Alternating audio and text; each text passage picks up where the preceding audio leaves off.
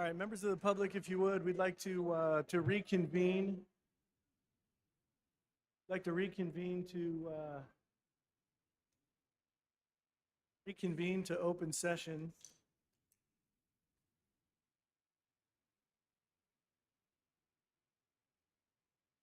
On item 2.1 in closed session, Board Member Constant made a motion, seconded by Board Member Hall, that the Board of Education voted to approve a settlement agreement with Special Ed OAH case number 2021-060289.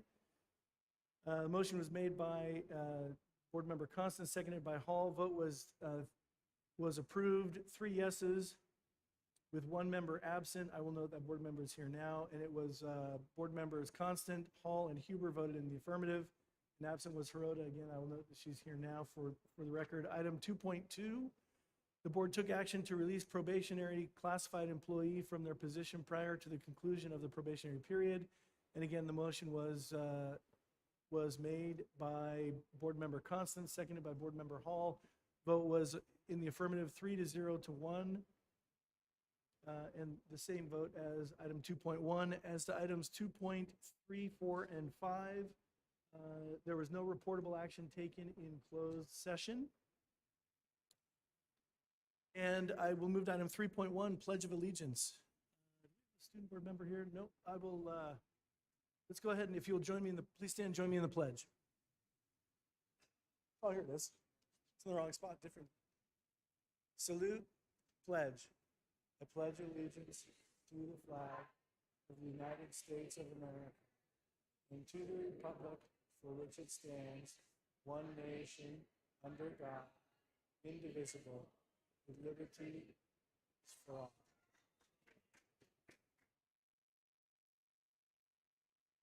Thank you.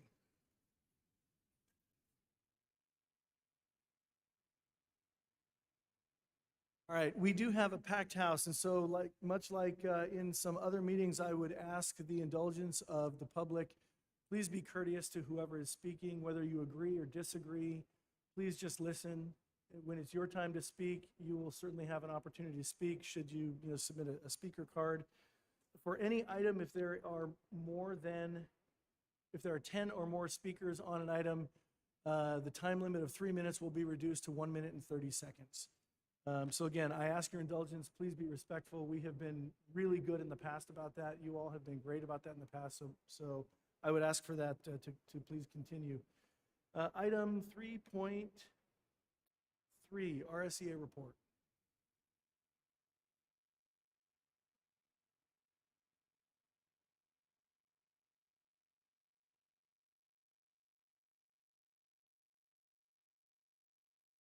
We have the past presidents, the present president, and the future president before you, as well as the standing teachers. We are not here to discuss chartered schools, masks, challenging mandates, or insurance coverage for our district. We are standing here tonight to share our concern about the actions of the board these last few years in not following the successful traditions of our long partnership. This relationship has been built on mutual respect and processes that good partners uphold. The teachers have stood with this board in support of our students through the uncertainties of the pandemic.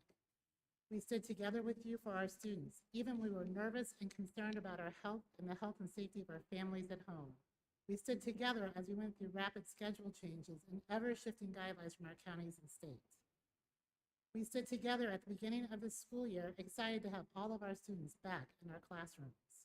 We stood together even as members in the community attacked our professionalism and abilities as teachers in an antagonistic manner. Unfortunately, in some important instances, you have not stood together with us. We have shared with you these last years how we are exhausted, we are overstressed, discouraged, and many of us utterly drained, yet we continue to show up and support our students every day. We share in our responsibility to educate our students and help them make more sense of this world around them, a world that is increasingly driven by anger and division. We try to illustrate daily how to work within the system rather than fight against it. We are here continuing to lead by example for our students. We have witnessed behavior that has led us to one of the worst crises seen in our careers within the district. Unjustified anger towards teachers has not been challenged in our board meetings and has only grown over these last 2 years. We have done our best to work within the ever-changing set of rules, mandates, and governances. We are here in like the board meetings after board meeting, allegations of our collective bullying of students without any defense or support from you. Meeting after meeting, we have watched many paint us as a people hurting students. Angry charges of teachers manipulating curriculum for their own purposes have not been countered in our defense, but rather in proposals and committees to oversee what we teach. This does not feel like a partnership designed for excellence. Your support of teachers is nothing but empty words when your more recent actions these last few years have shown the opposite of your statements. We are asking this board for demonstrable proof that moving forward, you will make a concerted effort to work with and include teachers as part of the professional partnership, as well as mending the broken trust created during these times. A partnership that is focused first and foremost on the education of our students. Start showing that you value our insight and our commitment to excellence and expertise. This is what we have dedicated our professional lives to.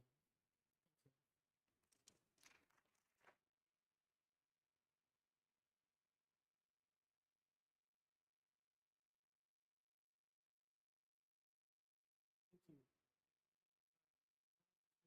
4 members. Speaker cards on item 3.3.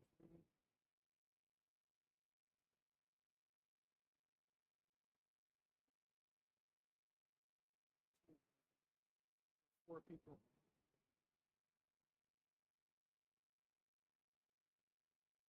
Okay, beautiful. Okay, first is Shemaine Phillips. After Shemaine Phillips is Jennifer Santry and then Kristen Wagner.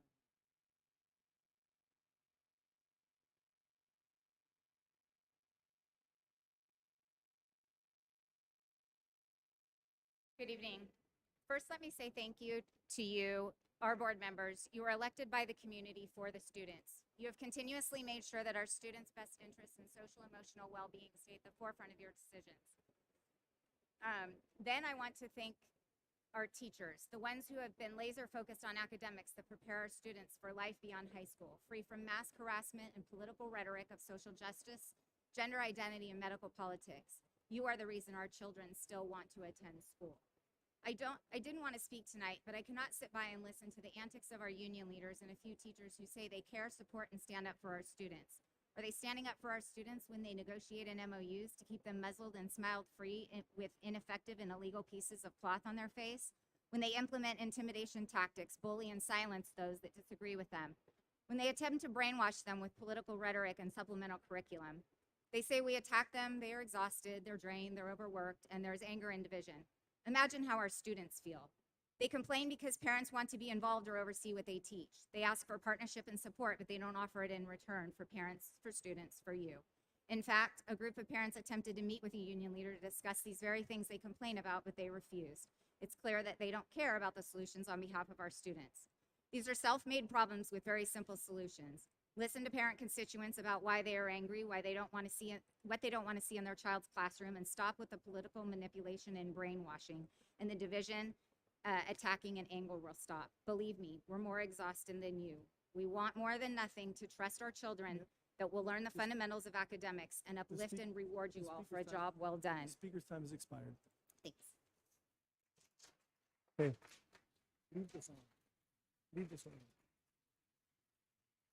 Okay, Jennifer Santry, Kristen Wagner, and then Karen Combest, please. Minute and a half. Shemaine just got a minute and a half. Oh, we have 4 speakers on this, so it's 3 minutes. So it should be 3, right? Okay. All right. Good evening, board. Jennifer Santry. I have a student at West Park. I'd really wish that I could turn around the microphone and talk to the people behind me, because this is really in direct response to what we just heard. First, I'd like to say thank you to Jessica Fork for saying all of that out loud. But I know one thing for sure. There are a lot of teachers that you do not speak for and you do not represent. I know this because I've spoken to many of those great teachers, and they're being driven out of their jobs by this type of intimidation. Teachers that disagree with your opinion were so excited to actually see their students' smiling faces and eliminate the communication barrier between them. You mentioned the difficult time teachers have faced over the last 2 years. Well, guess what? So has everyone else that is sitting in this room. Everyone in America and everyone in the world, for that matter, has faced difficult times over the last 2 years. Everyone has had to deal with constant changing schedules, our kids being online, hybrid, in person. All of our heads have been spinning over the last few years. And I hate to tell you this, but the insanity faced as teachers was not unique from anyone else. One thing that upsets me even more about how difficult things have been for you over the years, and that you keep telling us that, is that you're adults. I've heard too many times the students being told by the teachers to give them grace because everything is so difficult for them. Well, you're the adults. They are the children. You should be giving them grace in this difficult time because they're struggling. And if you don't want the parents to be upset with you, stop harassing, bullying our children about masks. You are not the mask police. Stop pushing your political opinions in the classroom. Stop pushing CRT and actually treat all students equally. It is kind of funny that you laugh at that because it makes us sad. Get back to academics in the classroom. As you complain to the board tonight about how bad you've had it over the last 2 years, and they haven't been a good partner for you, you were given raises and bonuses and additional time off. Do you know who didn't get those things? The people who lost their jobs because of COVID. So instead of telling the board and your community how difficult it has been for you, maybe you should thank them for those things. It is well past time for mass choice. The rest of America is doing it. We need to do it as well. The CDC has said masks don't work. N95s might. So if you're concerned about your health, wear your N95 from the time you leave your house until the time you get home. Speaker's time has expired.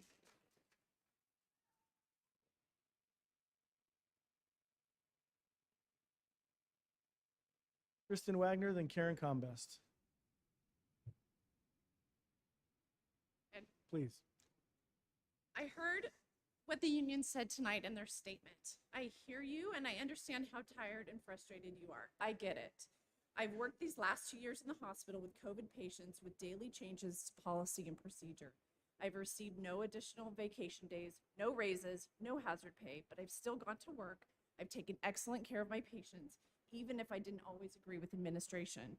I'm sorry you feel disrespected, and here's where I think the general goodwill of parents started to be challenged. Our children were forced online. This gave us opportunity to know what our children were being taught.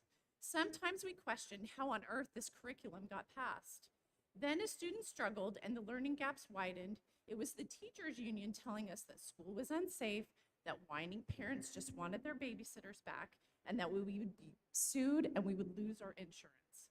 The board listens to the parents and put the kids back in the classroom before the governor was in agreement. This year, the board listened to parents again and voted for mass choice. The teachers union is again against it. Same argument, school is unsafe, lose your insurance, get sued. It sounds like you all are also offended by children sharing their actual experiences with teachers. Some comments surely were hurtful, but I didn't hear a single teacher criticize the behavior. When a mother was called a sexist profanity by a male teacher during a board meeting last year. As parents, we still hold a level of trust with you teachers, or we would have pulled all our precious children out of your classrooms. We do want to work together. I know parents have reached out to Ms. Fork to meet and she has declined. My question is, how do we come together so that both teachers and parents feel heard and supported? I would love to hear the teachers' suggestions. Thank you.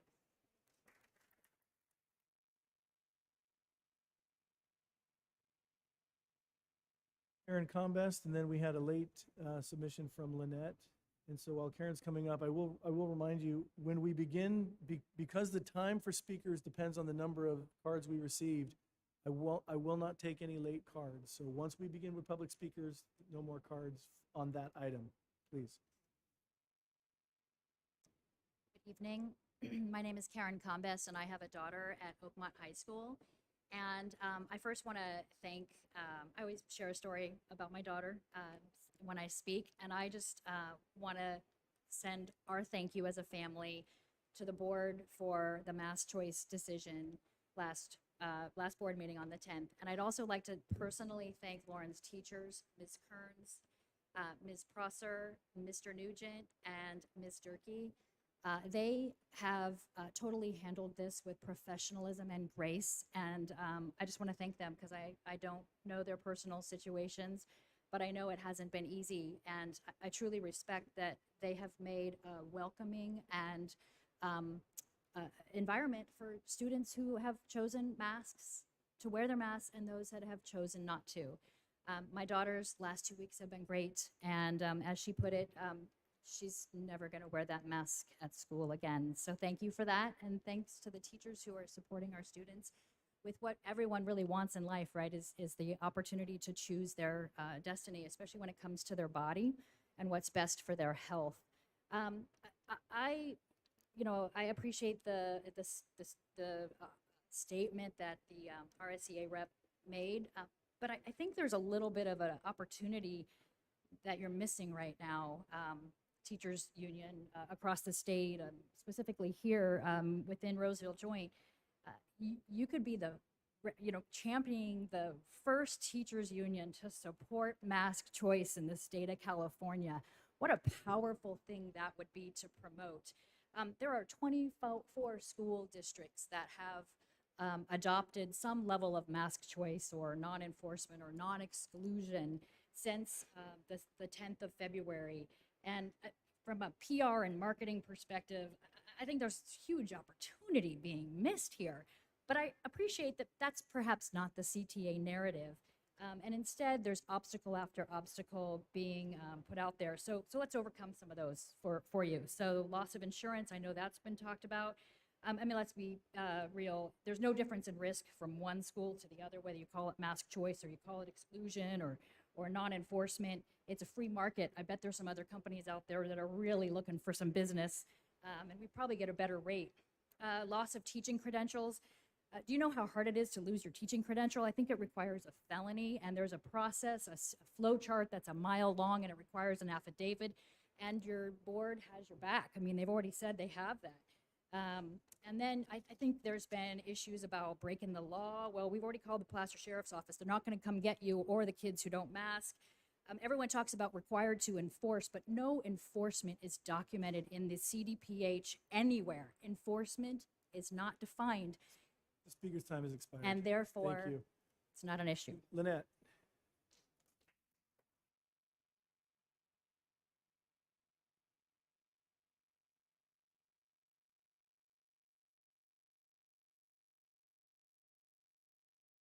Thank you. My name is Lynette, and what I see here is very unfortunate. I was the first graduating class here at Wood Creek High School, first four-year graduating class, so I have really good memories of this high school, of this gym, of looking around and seeing what supportive teachers we have. But what I don't see here is the support for the students. I see self-preservation because I have not once seen this many teachers show up to support the students that are crying out because they can't breathe, they're uncomfortable all day, they are getting migraines, they don't like going to school any longer, they feel intimidated by the very teachers that teach them. I'm not speaking about every single one of you, but every single one of these people should have been here every single night that parents were showing up, talking about how their students are crying and how their children are upset. The parents have the power here. And I wasn't planning on speaking and talking about my experience here at Wood Creek, but it just blows my mind. You guys don't work for the teachers union. They don't work for the teachers union. You work for the parents. You work for the students. I think I can speak for everybody here when I say that the kids, we're tired. The parents are tired. The kids are tired. We're doing this for the kids. They are the future of this school, of this city, of this county, of this state. And if we continue to do irreparable harm to them, how do you think our country will survive? Everybody should be ashamed of themselves for allowing this to continue for as long as it has. You have a choice, and I'm not talking to the board, I'm talking to these teachers, I'm talking to the parents. You have a choice. Take off the mask or wear the mask, and stop asking for permission. You are free people, and Ma'am, you do not need to ask. Ma'am, would to you be please address the free. board? Would you please address the board? Then you should tell them they don't need to ask for permission, because it seems like all these people need to ask the authority or the arbitrary power sitting up there for permission to breathe free air in the free country that they live in.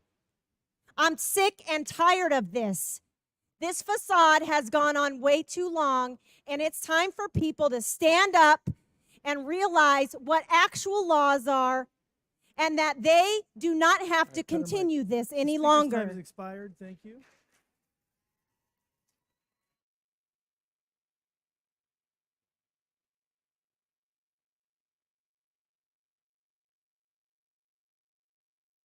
All right. Did you turn this on? Okay. On item, we're going to move on with the agenda. On item 3.4.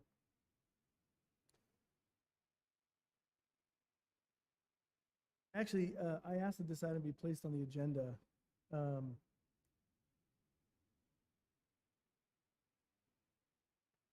appreciate the viewpoint of RSEA members.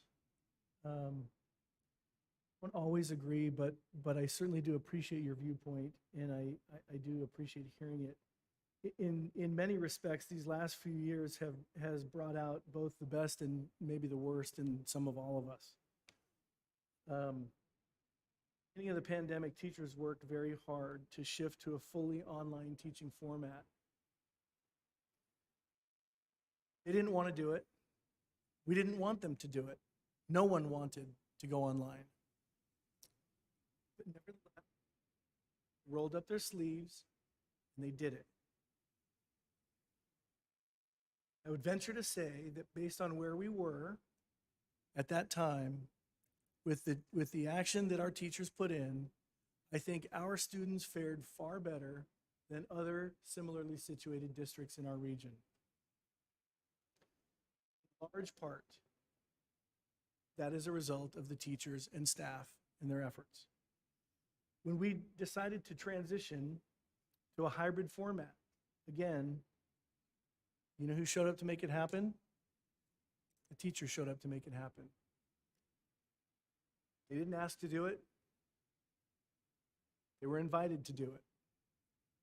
We invited them to do it, and they did it. And to transition back to full in-person learning, the same thing happened again. They just showed up and did it. None of that would have happened without teachers and staff.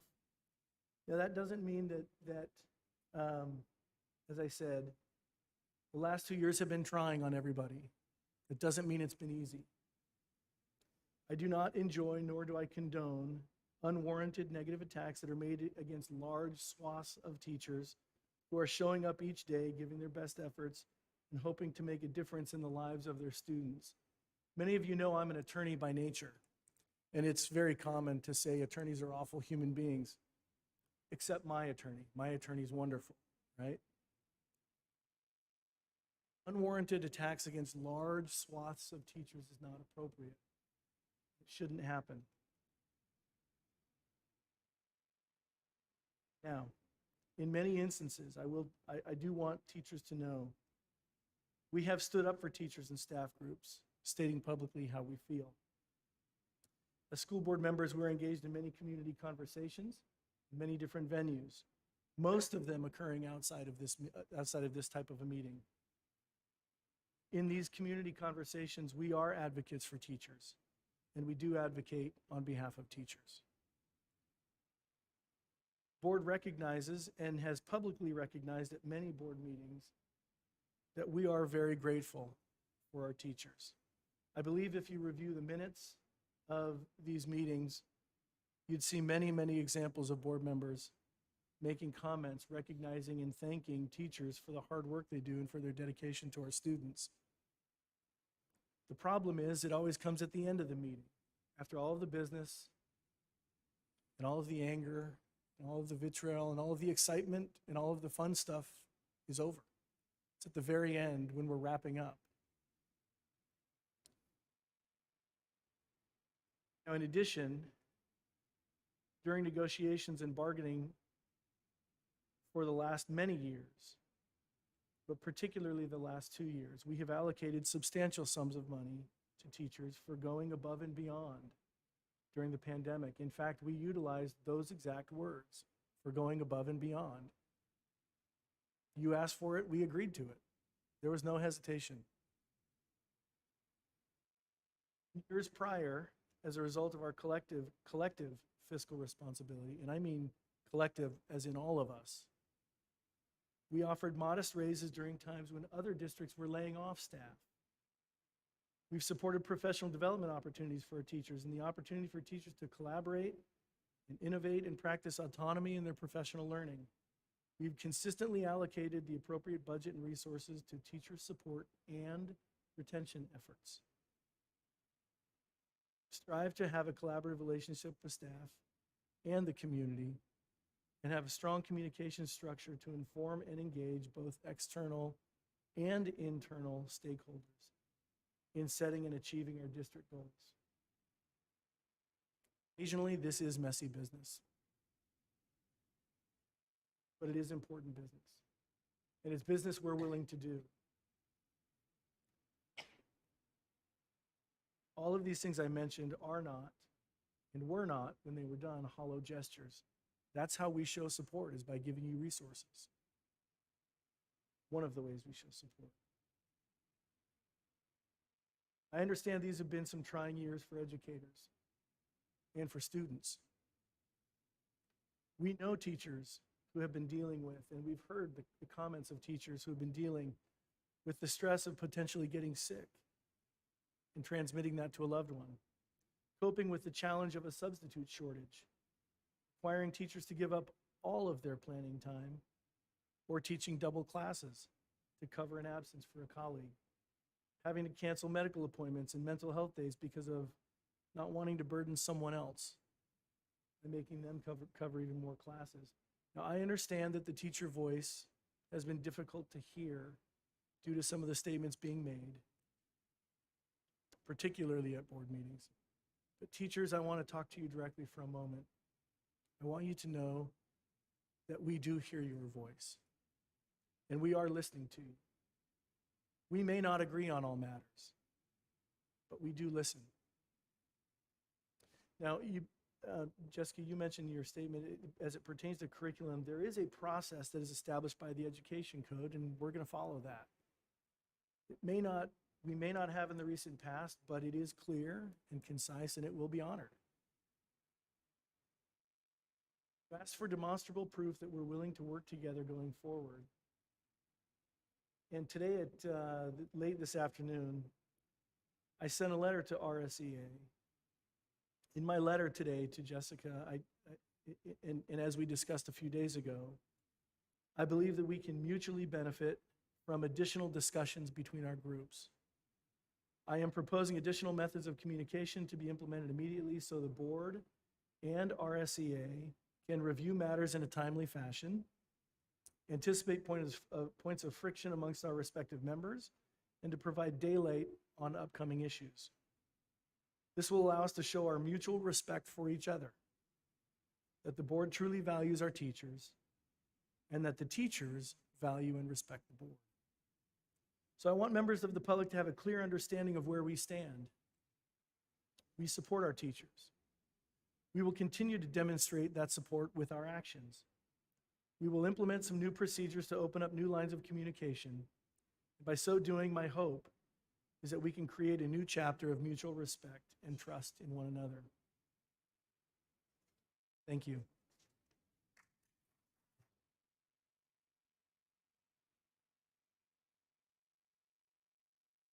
Item 3.5, recognition of the 2021-22 nominees for Placer County Teacher of the Year. And Brad, before you begin, I want to, no, you please come up. But before you do begin, I want to say this is one of the fun things about this job, is to recognize people who are hitting the ball out of the park. Brad. Okay. It's been said that not all superheroes wear capes. Some have teaching credentials. All of us can name a teacher who made a difference. For me, it was my 4th grade teacher at Crestmont Elementary School, Mrs. Barbara Unmack.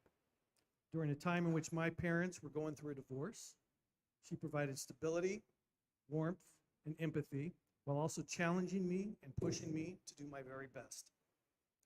I was also blessed to have incredible teachers when I attended Oakmont High School, including Leo Allison, Greg Holmes, Lori Butcher, Lucy Sakagishi Judd, Sherry Kolnar, and Craig Takagishi, just to name a few. Each of them showed passion for what they were teaching, as well as a daily commitment to their students. I know I was very fortunate. With that said, tonight it's my pleasure to recognize the 2021-22 Roseville Joint Union High School District's Teacher of the Year nominees, as well as to introduce our candidates for the Placer County Teacher of the Year program. Each nominee was selected by their peers to represent their school in the Teacher of the Year program. In December, each nominee was interviewed by our selection committee, which included select members of cabinet, as well as last year's Teachers of the Year, Mr. C.J. Addington and Ms. Rachel Stewart. Tonight, each nominee will be introduced by their principal and then formally recognized by our board president, Mr. Scott Hubert, and our superintendent, Mr. John Becker, for their outstanding work and dedication to the students in our district. Each nominee is representative of the 500+ incredible teachers who bless this district and our community with the work that they do every day. And I'm pleased to see so many of our teachers here tonight, as well as families, to be here in support of our honorees. With that, I'd like to get the program started. So first, I'd like to introduce Principal of Antelope High School, Tino Guzman, who will introduce Teacher of the Year nominee, Seth DeMott.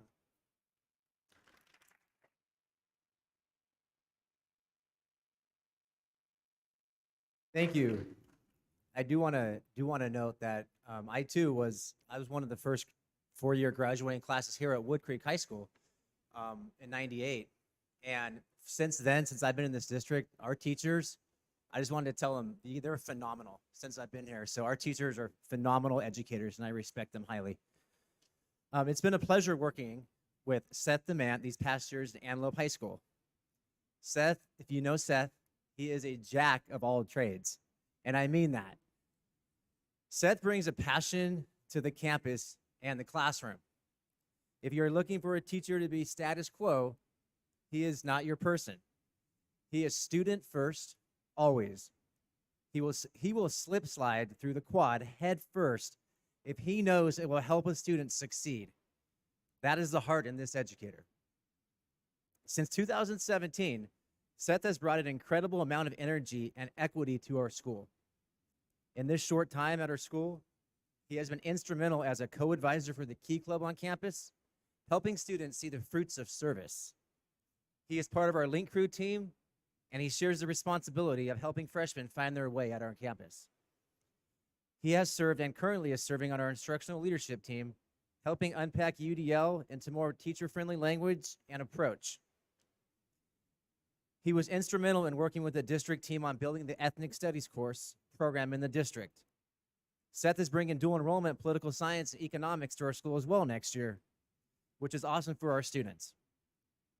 He has led multiple staff PD days at our site on restorative practices in the classroom and integrating technology, and the list goes on and on and on. I'll be here forever if I keep reading that from that list. When I say that he's a jack of all trades, I really, really mean that. There is no job too lowly for him or no student out of reach for him. His equity mindset coupled with his passion to help every student see their potential is pretty amazing. I am honored and proud to honor Seth Demand as Antelope High School's Teacher of the Year.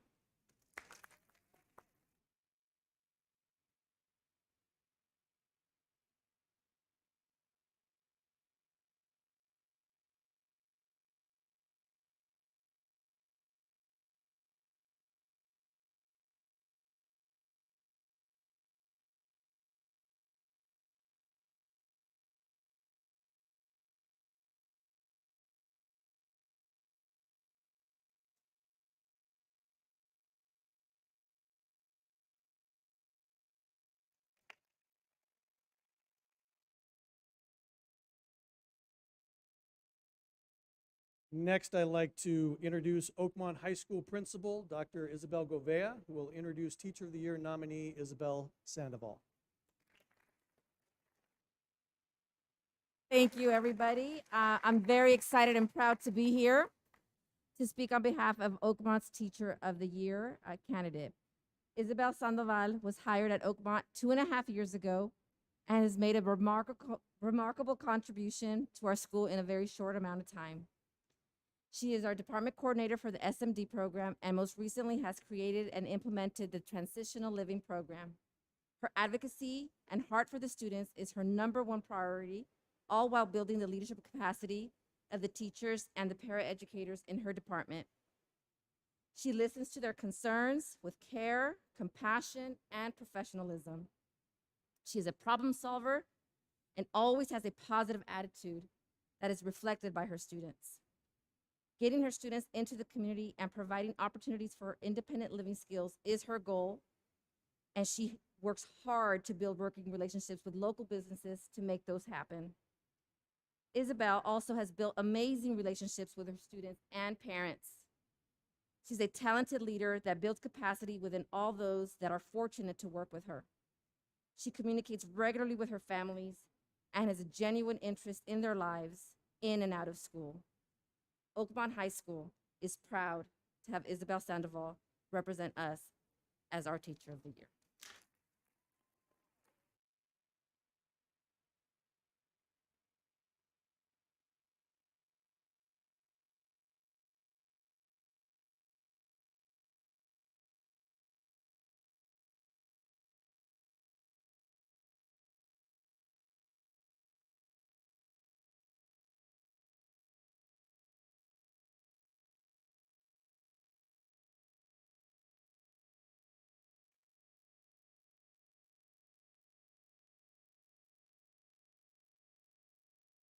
Please welcome Roseville High School Principal Dr. Nick Richter, who will introduce Teacher of the Year nominee Scott Brink.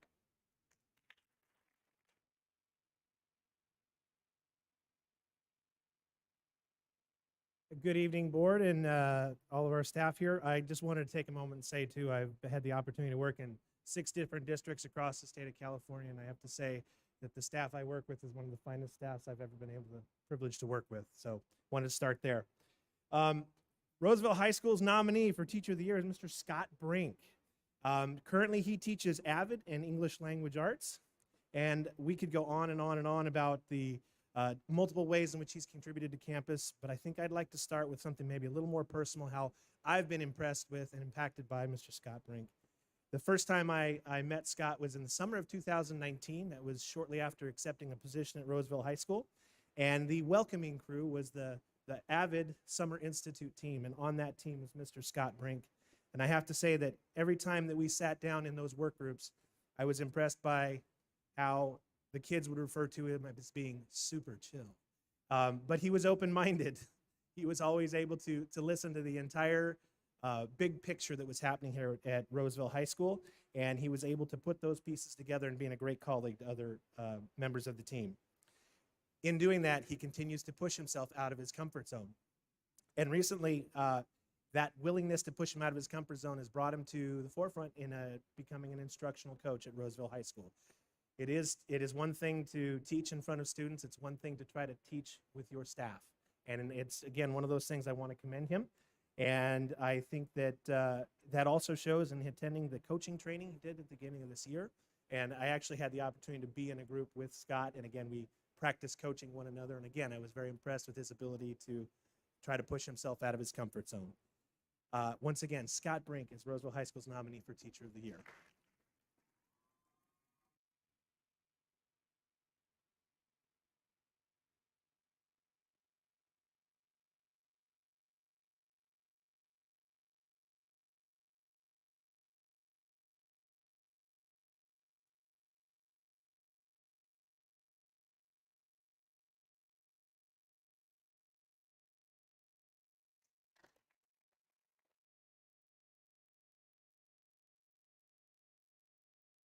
Let me introduce West Park High School's principal, Becky Guzman, who will introduce Teacher of the Year nominee, Catherine DeLapp.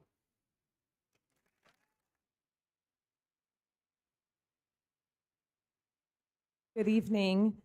When we started West Park High School a couple years ago, we're still a baby school. We were looking for educators that matched the caliber of the teachers that are here tonight. And when Kat walked in the room, I fell in love with Kat because she was exactly what we were looking for. She was ready to start a program, and that's what we needed. So I'm going to start with some of her qualities and then share where we're headed. Kat cheers on her fellow teachers. She is somebody that everybody turns to when they need a hug. Post-COVID, they need a hug, a cheer, encouraging word. You'll see teachers flocking towards Kat.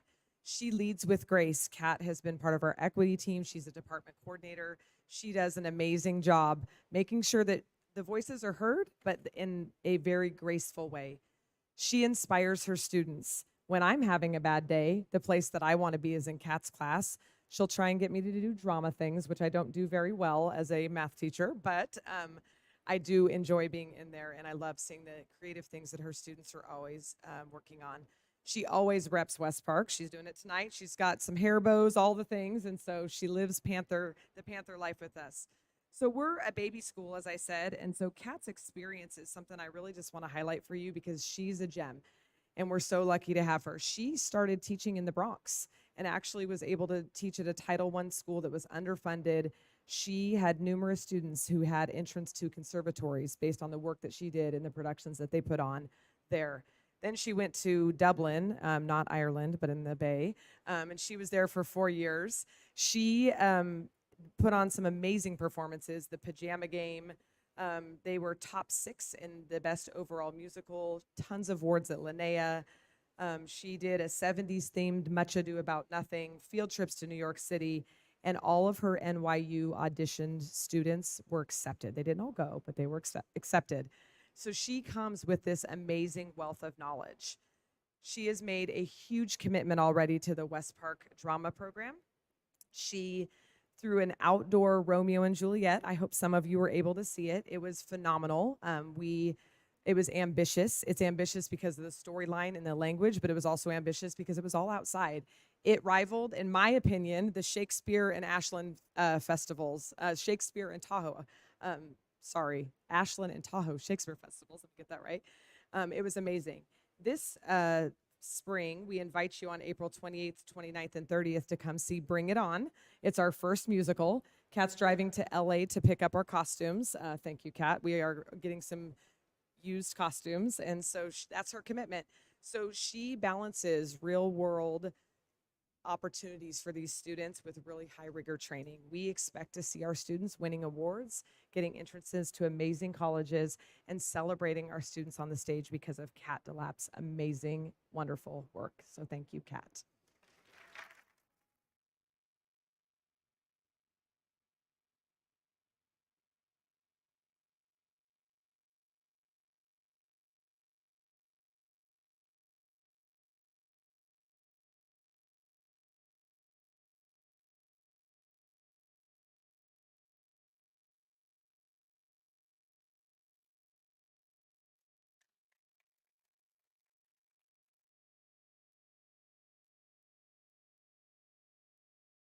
Please welcome Wood Creek High School Principal Sue Ann Bell, who will introduce Teacher of the Year nominee Jason Vaughn.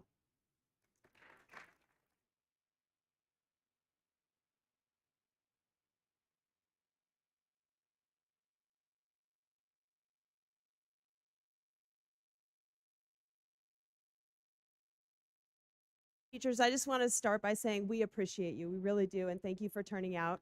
Awesome. Jason, come up here. You can stand by me. I'm super excited to introduce to you and share with you Jason Bond, Wood Creek High School Teacher of the Year. He has with him today his wife, Molly. He is our commercial music pathway teacher. So he teaches commercial music 1 and 2, and then commercial music project, the capstone to the class. Kids love Mr. Bond's classes.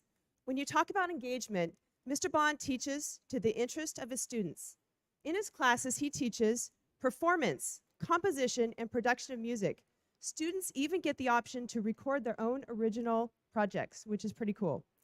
He also teaches about music business and songwriting. In his own words, I'm going to quote you, Mr. Bond's ultimate goal is to reach each student as an individual and help them to discover their own musical joy. Adrian Mars, the Performing Arts Department lead, has this to say about Jason. Jason is passionate about music. He instills this in his students. Not only has he continued on teaching the talented CMP courses, he has also added a composition portion to it that is about creating musicians. And he also has begun a string program at Wood Creek that meets after school twice a week. Mr. Bond is kind, he is humble, and a true joy to work with. Great words from Mrs. Mars. But Mr. Bond also has a passion for sharing what he loves with his students. And he has been a full-time musician himself for many years. He is very talented. He's played jazz, rock, acoustic guitar in many settings, as well as drums, keys, and voice. I definitely need to take some lessons. Added to these instruments, Mr. Bond has also played cello in the San Jose State University Orchestra, Sacramento State Chamber Ensembles, and currently plays in a professional string trio. We expect you to play for us here at Wood Creek. In addition to being a talented musician and teacher, Mr. Bond is one of the kindest and most positive people you will ever meet. Quick story. A couple months ago, he came, and he's always dressed up in his tie, and he came to school and he was telling us about something that happened that morning. So a tree limb fell on your driveway, right? Covered his driveway. He was racing to work, couldn't get out, so he had to go back, get a chainsaw, dressed up, cut the tree limb, move it off the side just so he can get out and get to work. Well, I'm thinking, oh my gosh, I would be frustrated, angry, all the things. This is what he said, and this is the reason he was telling us a story. I was so excited to have the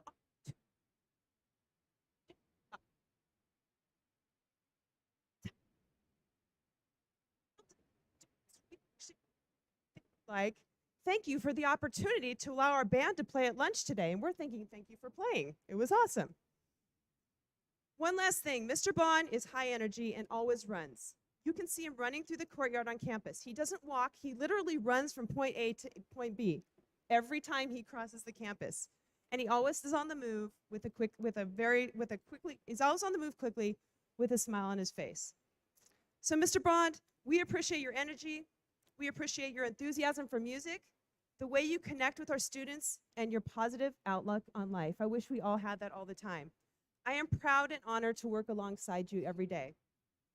Mr. Bond, our Wood Creek High School Teacher of the Year.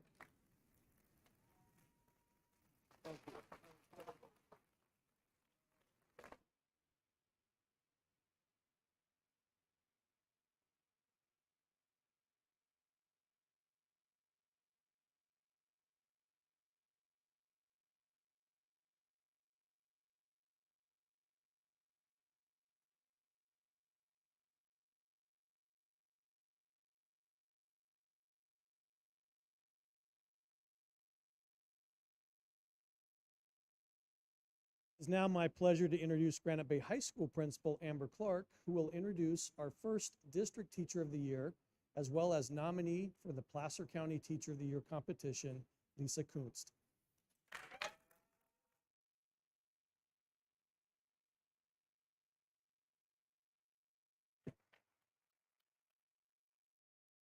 Hello, good evening. I am honored to share how Lisa Kunst is deserving of the title of Teacher of the Year. She has been recognized by her peers at Granite Bay High School, which is a big deal, for her high level of engagement with teachers for continuous improvement in mathematics. Lisa serves as an integrated Math 1 teacher, advanced placement, and dual enrollment statistics teacher.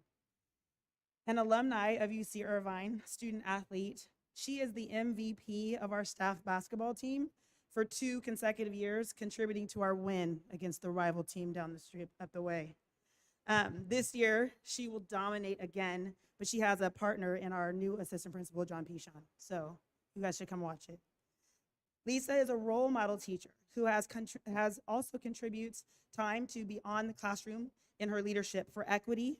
She is a key club advisor. She supports several community service projects in the greater Roseville and Granite Bay areas. She participates in school spirit events, as you can see up there with her math homies. And Lisa is loved by administrators, the Granite Bay faculty and staff, the math department, math curriculum team, her students, and Granite Bay families. We are proud and honored that she is our Teacher of the Year and a Placer County candidate. So go Grizzlies.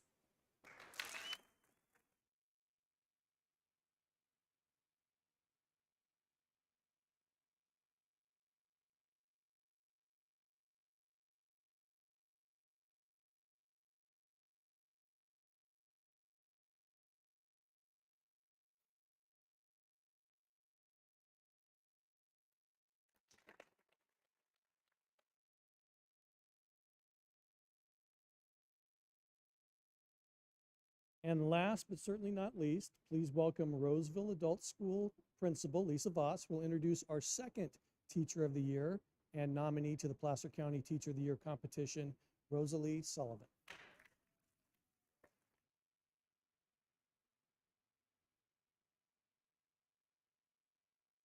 Evening.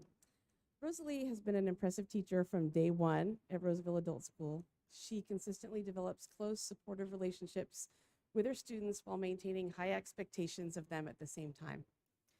Rosalie works with adult diploma students as well as our sheltered diploma students in the program that she pioneered. The sheltered diploma students are English language learners who came here really too late to earn enough credits to graduate from their home high school. A lot of these students need credits across the requirements, and nearly all of them need a large amount of English credits. So imagine you're a recent immigrant to our country, you speak moderately good English, and you have to read Julius Caesar. So Rosalie scaffolds the work, and they go through the curriculum together at a slower pace, paying attention to vocabulary and context. One of the things that's most impressive about her work with the sheltered diploma students is she treats them with the respect they deserve as students capable of learning the same materials and achieving at the same levels of mastery that native English speakers do. By understanding and respecting their ability to succeed, she imparts confidence and self-assuredness to the students who need it most. She is very nurturing and celebrates her students' victories all along their journeys. In short, she's changing lives and inspiring students to thrive.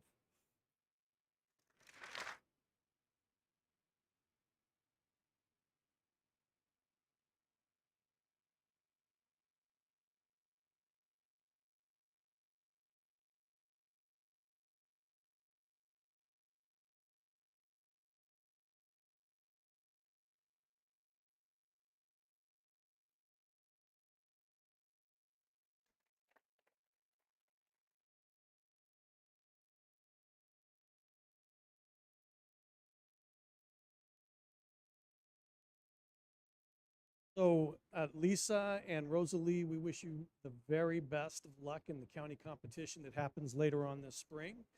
And to Seth and Isabel and Scott and Kat, thank you and congratulations on being nominated and recognized by your peers. All of you are just great professionals. You have a commitment to education, to our students, and you're outstanding representatives of the teaching profession. So please, everyone, join me in congratulating all of our Teacher of the Year nominees, as well as our 2 nominees that are being forwarded onto the county. Thank you.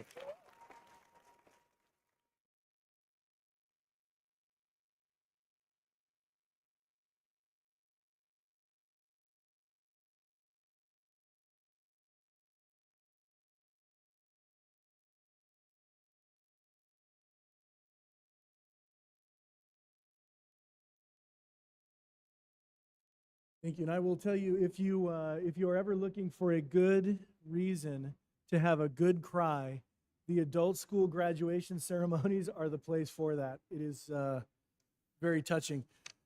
Board members, if you would indulge me, If you'd indulge me for a moment, I would like to, we've got Andrew Tagg is here, and I'd like to move up, if we could, item 6.1 to right now, if we could. No, without objection. Okay. Item 6.1, Resolution 2207, recognizing outgoing board trustee Andrew Tagg. As many of you may or may not know, Andrew Tagg was appointed to the County Office of Education. Andrew has been a fixture on this board. He's been an anchor for us. He has been a wonderful colleague. He's been a voice of reason. He's been a good sounding board. And in between meetings, he's also been a very good friend. And I will personally, Andrew, miss having you here. I understand exactly why you wanted to leave, and I understand exactly your purpose for going to the county. You will serve them very well. I hope we trained you well with your experience here, but I wanted, as soon as I heard, I wanted this to be added to the agenda so we could honor you and properly thank you for your service here on the board, particularly in very difficult times. You were always a steady hand when we needed it. And I, for one, want to say thank you. Colleagues? Still think we should have made him wait till the end, so he'd have to sit through one more long board meeting. So Andrew, thank you. As you know, I didn't get to serve with you as long as some of the other folks here, although it may have seemed longer over last year. I enjoyed all of our phone calls, especially the ones where we were yelling at each other. So I just want to say that I took a lot of comfort in knowing there was someone that I could commiserate with, complain to, and also seek guidance from. You displayed a lot of patience in dealing with me, and I appreciate that. I also appreciate, while I'm not happy you're leaving us, I appreciate the reason why you're leaving us. And as you know, when I saw that opening at the county board level, I thought of you immediately, because you are exactly the type of person that we need at the County Board of Education, supporting our families and our children countywide. And I think you clearly demonstrated here that you can do that, and I feel very comfortable that you will be able to continue to do that up there. And for that, I'm thankful that you're leaving for that reason. And then finally, just thank you for your friendship. We've had an opportunity to really get to know each other over the years, and I still expect you to buy coffee. So thank you. Go there, do good work. We expect a lot more great things from you. Thank you, my friend. So I'm happy and sad. I told you earlier, but I feel like same as Pete, I only got to work with you for a little while, but you were so patient and kind, and I feel like you're very calm and just were such a great presence and aura about you. So I am very sad that you are leaving our board, but I feel like Placer County Board of Education is so happy to have you, and that's going to benefit our entire county. You know, so your reach and your influence has been magnified to, you know, not just Roseville Joint Union, but every student in the county. So that makes me very happy, especially having 2 kids still coming up through our CSD. And I just feel like you were the perfect president at the perfect time, and you have this legacy of getting our schools open, you know, one of the first school districts in the state to return to a full in-person 5-day-a-week schedule. And that's, you know, largely because of you. And so I'm just very grateful and sad and best of luck. And I don't know if we have to vote on letting him go, but I'm not. I vote no. All right,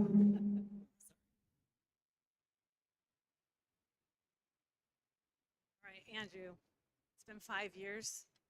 It's felt like 50, but and I feel like in some ways I'm this sister you don't have or you never wanted. I'm not sure, but it would take too long to acknowledge all the things that you did and the things that we went through. But I did want to say it started with the visioning and ended with COVID. And thank you for being there from the beginning of the visioning for the district and all the way through. And I wanted to also thank you for being a really good thought partner, and also recognize your diplomacy at a very, very challenging time and challenging meetings. And so I really appreciate having that. The county is really fortunate to have your interests, and I just want to thank you for serving. It's been delightful serving with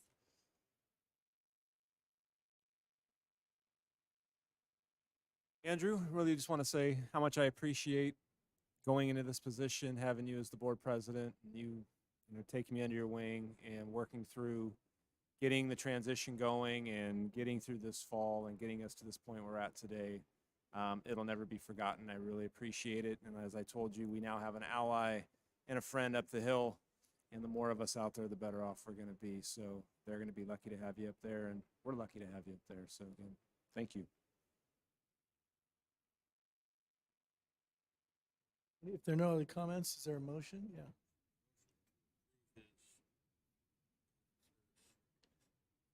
Is there a second? Second. Let's do a roll call vote, please. Yes, yes.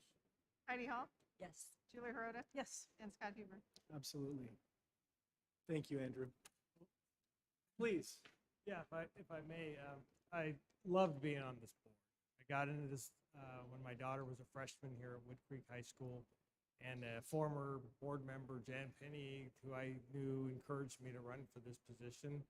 I didn't win, went up against some tough competition and Ms. Hirota and Ms. Johnson, but the board saw fit to appoint me on Valentine's Day of all days. So that was my date, my wife's date on Valentine's Day. I remember we only had those first year or so, only a couple people show up at board meetings. Quite a difference from today. But I appreciate the kind words, the friendship each of you have given to me. I think we've gone beyond the board meeting. Scott, you're been a fantastic vice president the past 2 years and supportive and just as cool, calm, and collected as myself, I think, even more so, and very analytical. Julie, we've been through a lot over 5 years, right? A lot. And you are the, I don't know, I guess the little sister that I either want or don't want, but I love your passion for this job. And we certainly have had some interesting conversations over these 5 years. Pete, you've been great. Been enjoying having you on the board. You kept me on my toes, and I think we'll get that onboarding process figured out, I think, here in the next year or two. And Heidi, I love your positivity. Just fantastic. You're positive all the time. You had a cause that you wouldn't let go, and I congratulate you. And one thing I don't mind saying, I got COVID, and I was pretty sick, and I'm sorry I missed that meeting on the 10th. I would have been right there. It would have been a unanimous 5-0 vote on the mass choice. I feel just as strong about that. But I am sorry I missed it. But congratulations, and well done. The rest of the state is looking at it and following suit in this endeavor. John, I met you, I think, at Antelope.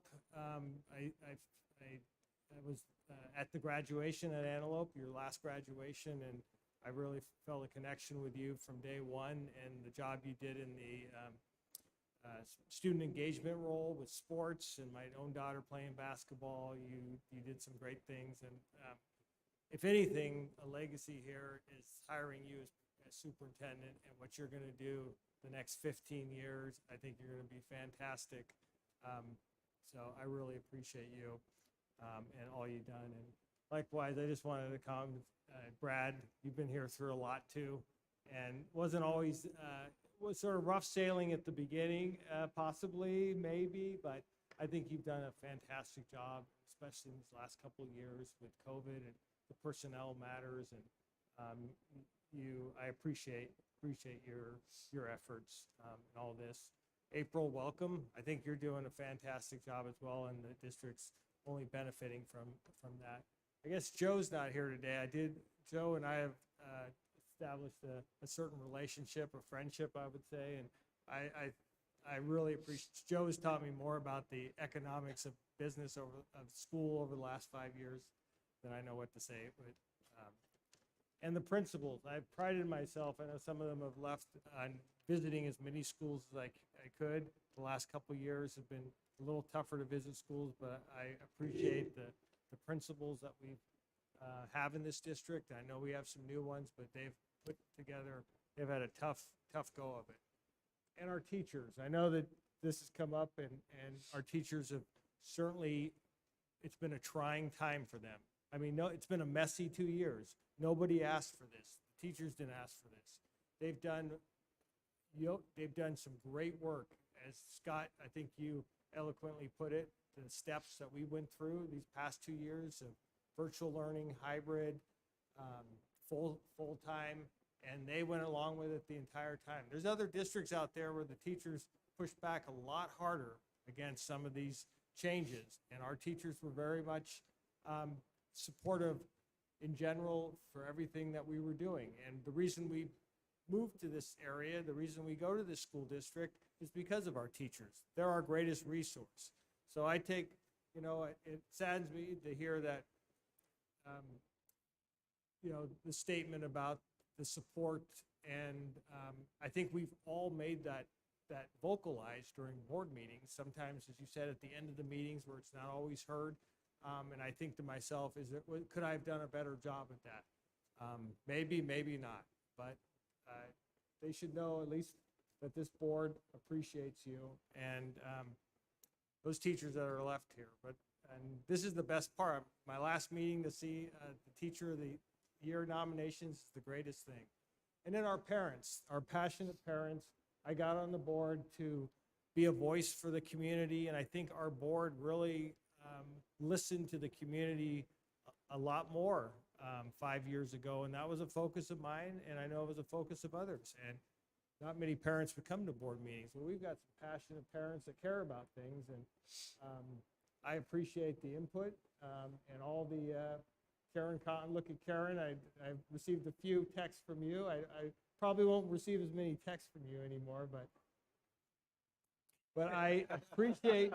And I guess the bottom line is, how do we come together and collaborate together as district administrators, as site principals, as teachers and parents, so that this is done in a way that's civil and that it's, none of us asked for this. Nobody asked for this. And yet we're all in this. And I think our board has done the best job and forward-thinking job that we could possibly do. And I'm proud of each of you as colleagues on the board of what we've done over the last 2 years and how we've handled ourselves. Heidi, I appreciate you saying I was I think, perfect president. I think I was far from perfect president, but I did my best. I tried my best, and I appreciate the support of each of you and how you conducted yourselves. And we learn from this and move forward, and hopefully we're getting down to the end of this. And I'll miss seeing each of you on a regular basis, but I know we'll keep in touch. And thank you for this. Roseville Joint Union High School District will always have a special place in my heart, and it'll always be part of me. I feel like I'm graduating tonight. I spent a year and a half longer than my daughter, but I'm graduating, and I am sorry to go, and I look forward to being part of Placer County Office of Education Board, and I will be your advocate, and you know where to find me. And thank you so much. This has been a joy, even though it's been difficult. It's been a joy to sit on this board for the last 5 years. So thank you all. I appreciate Thank you, Andrew. Thank you.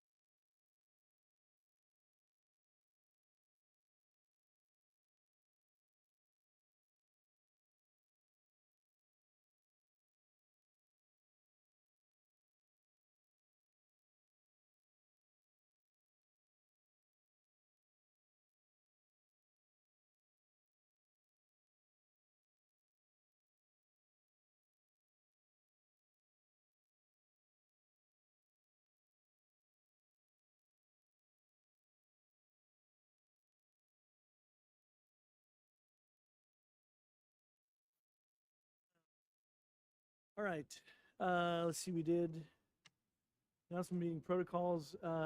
We've already announced those pretty much. Communication, 3.7, communications. We have communications from the Placer County Office of Education that the resignation of Board of Trustee Andrew Tagg, letting us know that we have to declare our process on filling his position, which we'll do so later tonight. But I just wanted to let you know that we did get that communication from the Placer County Office of Education. Okay, committee reports.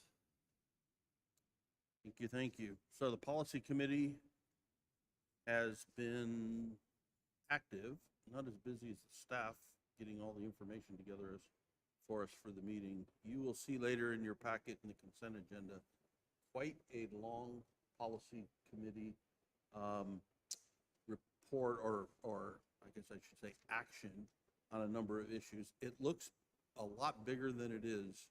So I want to take just a moment to explain it. The first section that you're going to get to, there's a whole lot of them, but it really is just a renumbering of those, because as you know, in the audit that we just did and the transition we're making to a different online host of our board policies and ARs so that they're a little bit easier for us and the public to see, we have to come in confirmation with the numbers. So there's been some just slight adjustment to the numbers, but that was made on a whole lot of them. In all, you're going to see additionally some bylaws that are new to the district. They are new, but they're not big issues. They're sort of really administrative in nature, with the only one that is probably more so than others is the behavioral threat assessment, which I know we've had presentations on before. I'm not sure if that one's been numbered yet. We're still waiting for a number to see where that conforms. There are some bylaws that have been deleted, and the reason they're being deleted is because those issues that are in there are covered in other sections of our bylaws now. And then there are a whole series that have been moved from one section to another section. So most of it is ministerial in nature and administrative, with the exception, I would say, of the board policy on behavioral threat assessment, which is a pretty significant policy, but we have discussed it before and it has not changed at all since when we had a discussion on it, I think when I was brand new, so about a year ago. That's the report. Thank you, sir. Any other committee reports? Nope. Okay. All right, moving on. We're going to go to item public comment 3.10. And as we have done in the past, I mentioned we started this a few meetings ago. Students, as we mentioned, are at the center of everything that this board and teachers and staff are all about. So if you are a student and you have turned in a speaker card, please stand. And come on up and tell me your name, and then I'll pull the speaker card out. Actually, let me, Whitney. Whitney's was on the top, so can I have Whitney first? Because that was on the top. Whitney, please. Yeah. And it goes without saying, we've got about 1/4 of an inch of papers here, so we have more than 10. It'll be 1:30. You're No not problem. required to take the whole time. Go ahead, please, Whitney. Okay. Hi, I'm Whitney Sear, and I am a sophomore at Wood Creek High School. Thank you to the board again for giving everyone the opportunity to speak. You have been so bold and brave for standing up for my fellow students and I. When masks were in place, the classroom was disengaged, distracted, and completely bored. It was incredibly difficult to follow along and focus when you are surrounded by others who feel just as in chains as you. When you can't see someone's face, you can't feel what they are feeling. You can't relate. You can barely interact. But ever since voice, everything has been so much better. It's been less than 2 weeks, and already there's a new light in my fellow students' faces. We laugh, we smile, we giggle, we hug, we make jokes. We feel like kids again instead of pawns in a political game. Also, if masks worked, why haven't they done anything in 2 years? The only thing they do is cause division. Division in the classroom, division between students, division between teachers, division in this room, division in America. True happiness is returning in our youth. Please let it stay. We can't take any more. Thank you. Thank you, Whitney. Your name? Noah Abel. Noah Abel. Say it again. Noah Abel. Noah Abel, and tell me your name. Go ahead. All right. I'm Noah. I'm a junior at Oakmont High School, and as another student of my class, I do see another new light in the classroom. I do see a new zest brought to campus. I do see more kids smiling. I do see more kids interacting. I do see more kids raising their hands. I do see more kids like getting dressed in the morning. I can see people not wearing pajama pants anymore. I do see less of that, even though that is still a thing. I do feel like the mask was kind of like a blanket or a shell that shielded us from everybody else. I see more raising of hands. I see the learning environment growing. And I do believe that we are making steps in the right direction. Now, we don't all agree, and that is a great thing because it is great to be diverse and it's great to have different opinions. I am here for mass choice, and I accept everybody who wants to choose for themselves. And I am so grateful for that, for the country we live in, and that is what we are built upon. It's called liberty. And I do appreciate everything you guys have done to be pioneers in this road, down this really uncharted path, especially with masks and the goodness of students. And I really appreciate that, and I'm just saying that I appreciate your work, and I think we're taking steps in the right direction. Thank you. Thanks, Noah.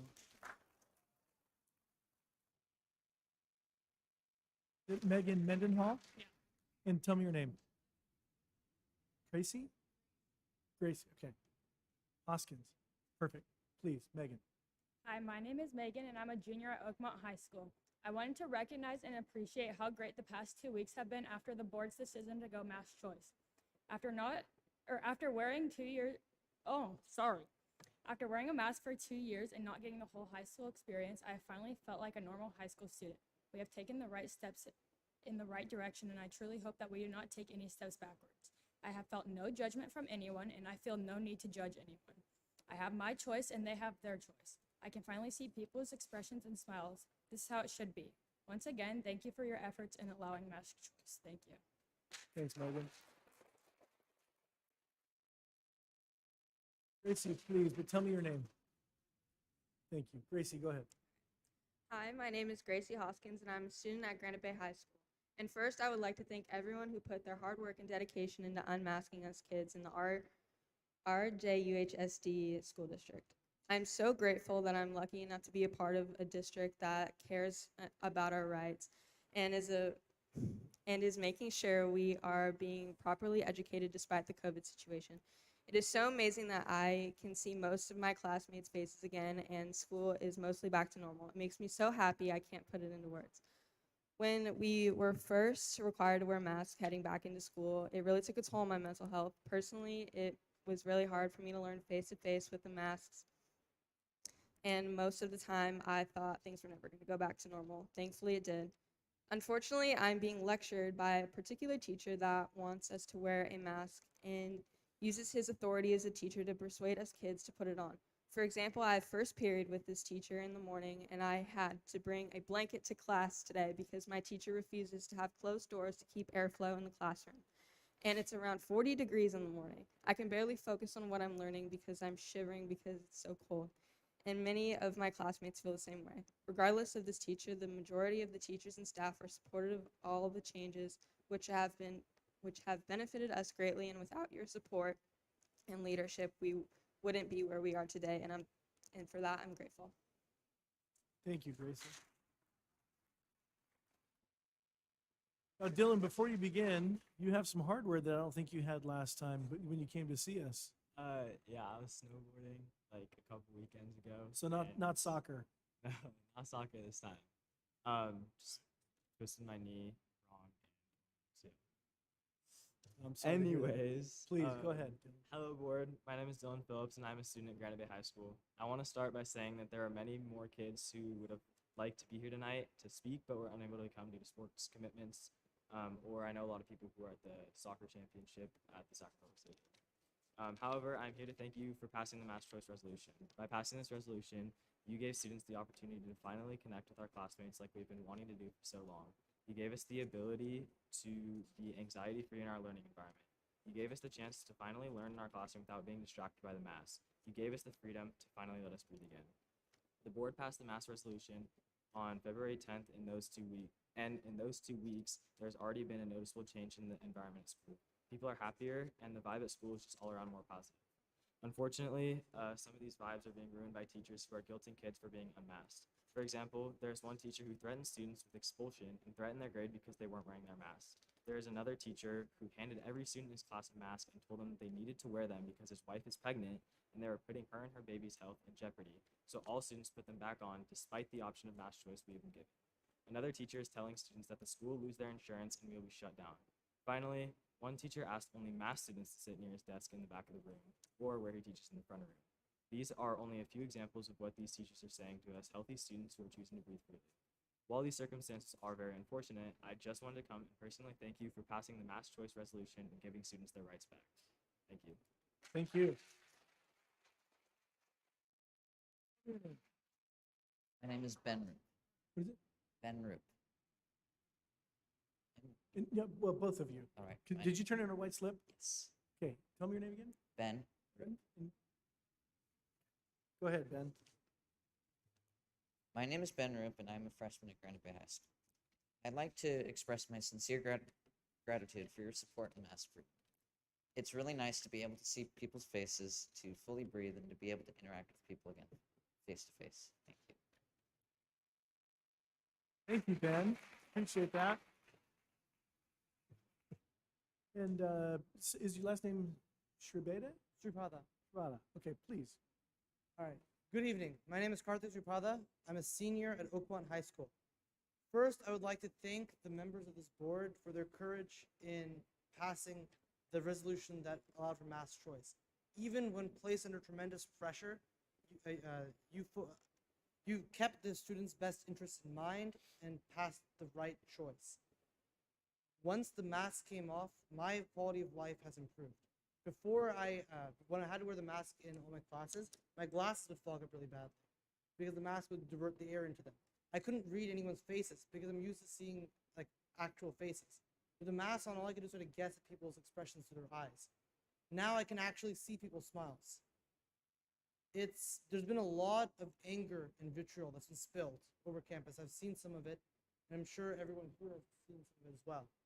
But we have to remember that we are all in this together. Your fellow Americans are not your enemies. Thank you. Thank you.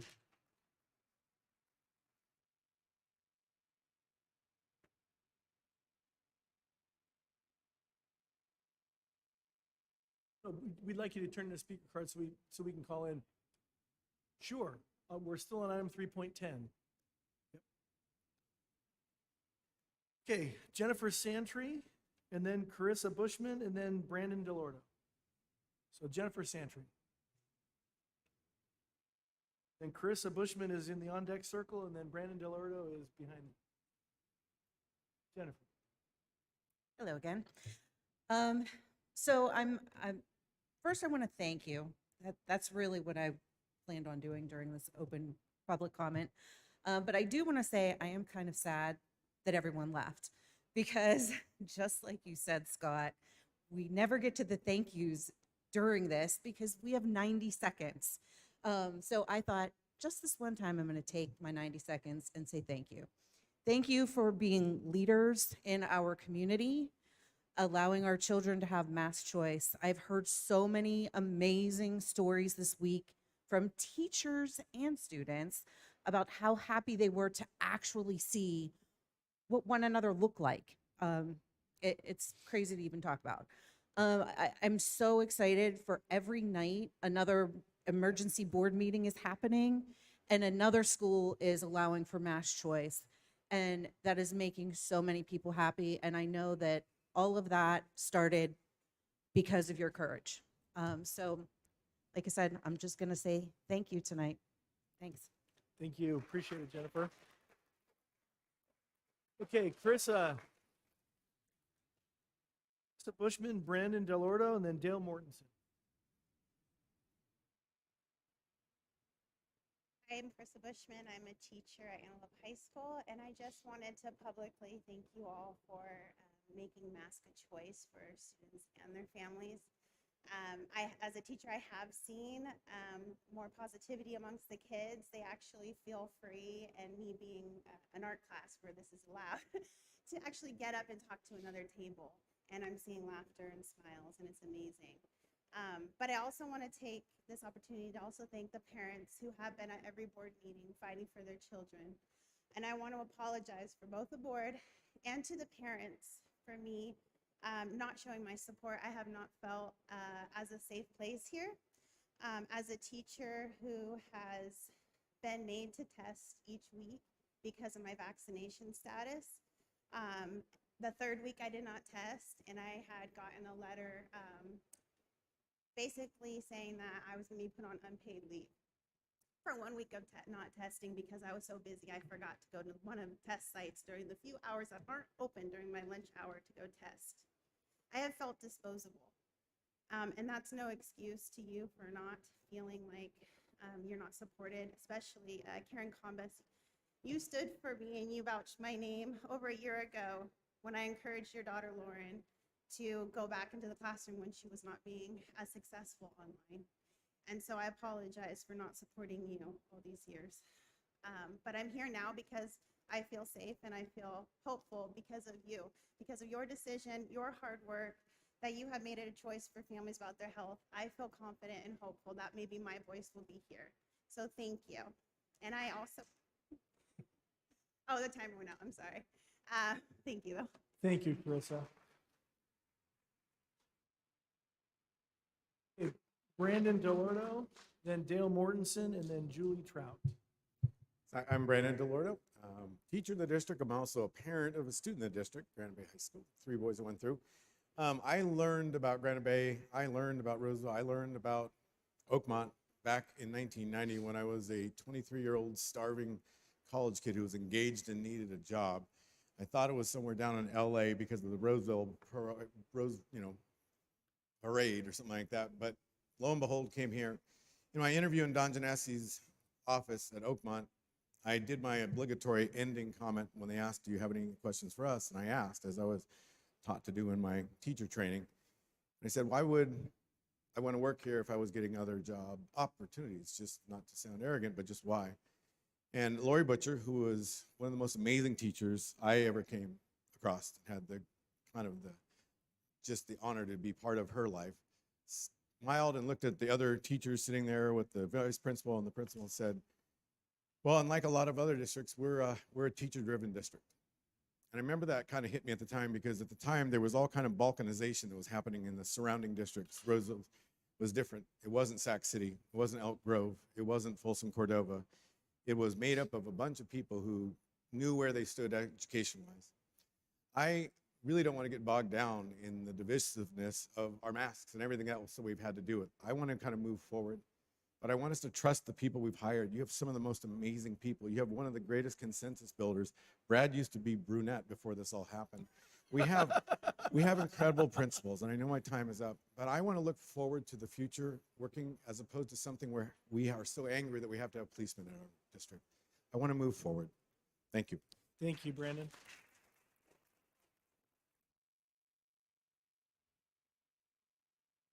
All right, Dale Mortensen, then Julie Trout, then Scott Wagner. Okay. Thank you very much. Hello, my name's Dale Mortensen. I'm a teacher at Granite Bay High School. I've had 4 children go through this district with incredible experiences. I want to relate my personal experience as an educator from Tuesday, February 15th, the first day of masking choice. The excitement in the room, it was palpable. I heard squeals, I heard giggles, I heard quite a few OMGs. They just couldn't believe what they were experiencing. I saw the students' faces, and more importantly, I saw their smiles beaming back at one another. As the lesson and my inquiries began, students began responding to my questions, and they could be heard clearly across the room. I didn't have to move in close to them, ask them to repeat what is it you said, and then have to repeat it back to the class. I could clearly see as my students enunciated the vocabulary words that I was asking them to speak. It was quite remarkable. It was the first time in almost 2 years. But it was more than that. Once again, my students were learning and interacting in a way that they had learned to do for the first 10 years of their educational life. At that moment, it felt really novel and at the same time, absolutely natural. Over a year ago, this board voted to open up to in-person classes. We were the first to do so in California. We then watched as district after district followed your lead. Now, we are the first to offer masking choice, and in the coming weeks, we will watch as district after district will again follow your lead and offer masking choice. It is difficult to be first, but for myself and many of our students, it didn't come a moment too soon, and I'm thankful for that. Thank you, Dale.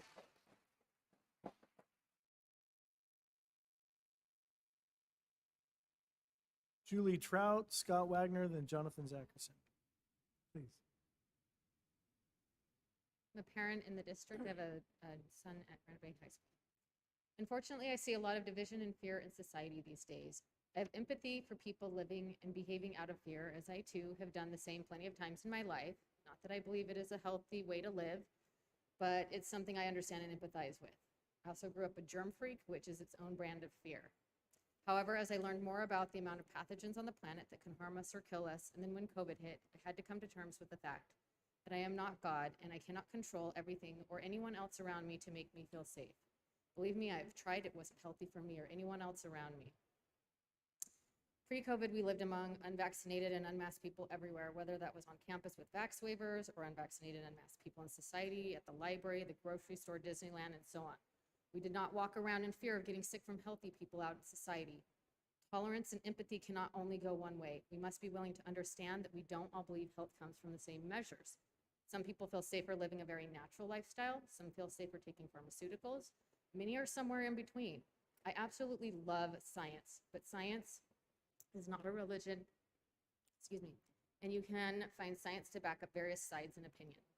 So can we please just understand that we are all choosing what we feel is healthy for our own families. We need to love each other and work together. So I thank the board for giving us the free choice that actually we already had anyway before government thought that they could take it away from us. And can we please understand that while fear is something that we all can empathize with, it is never a healthy way to live, and we can't all be in masks for the rest of our lives. So at some point, we need to allow people to choose what's healthy for them, and that time is now. Thank you. Thank you.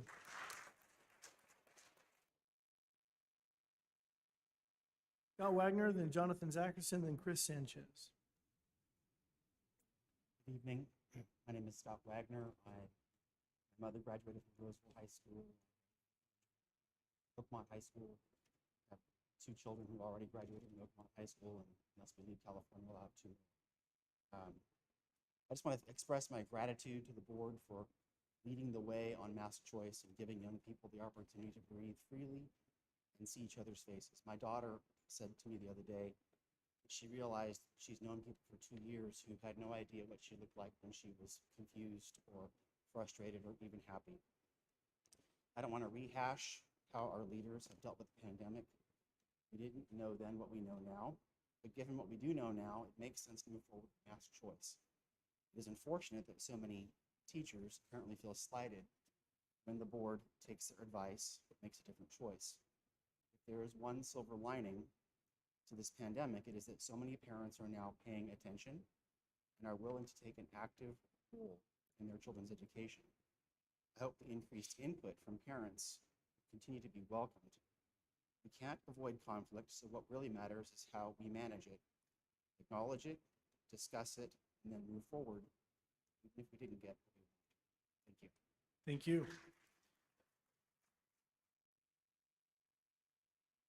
All right, Jonathan, then Chris Sanchez, then Shemaine Phillips. Oh, good evening. So I have 3 kids in the district. And I just wanted to say thank you to this board. You know, since masks have come off, I've seen a positive change, more than I thought I would.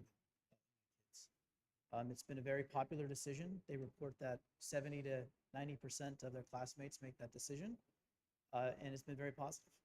I hope soon that something can be done for the teachers. They report that most of their teachers would also like that choice. Hope that can come soon. And while we've seen disruptions in education across the state, and news stories with kids locked out of the classroom, in this district, they've been in the classroom happy learning. It's been very calm, and the rest of the state has been pretty chaotic. So it's because of your leadership that we have that here. And since the board has made the decision, over 24 districts in 11 counties have followed suit because of that. And so so on behalf of my kids, the kids in this district, and across California, thank you. And lastly, I think he's gone, but I did want to say thank you to former board member Tag. It's been great getting to know him over the last 2 years. And so I appreciate what he's done, and I'm looking forward to his work at the county. Thank you. Thank you, Jonathan. Chris Sanchez, then Shemaine Phillips, and then Cynthia Connor. Name's Christopher Sanchez. I'm a Spanish teacher at Oakmont High School. 17 years, overall 9 years at this great district. I love this district. I love all the high schools, and I love happy hour at McCooney's as well. Okay. So serious. What I want to talk to you guys is the positive domino effect that you guys are having. I'm so happy to say that I have 3 beautiful sons at Lincoln Elementary. And the other day, they were able to go without a mask. They were so happy, they were joyful, and ready to learn. What I also want to say is that every year, every time I have to renew my teacher's credential, at the very end, there's a statement that says, will you defend the Constitution of the United States? And I always check, I will defend the Constitution of the United States.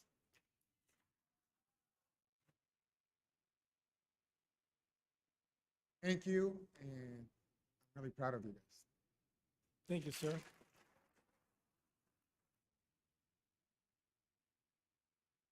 All right, Shemaine Phillips, then Cynthia Connor, then Mark Anderson. And while Shemaine comes up, I need to say something. I pride myself on running a pretty good meeting, and Shemaine, you were robbed of a minute and a half before.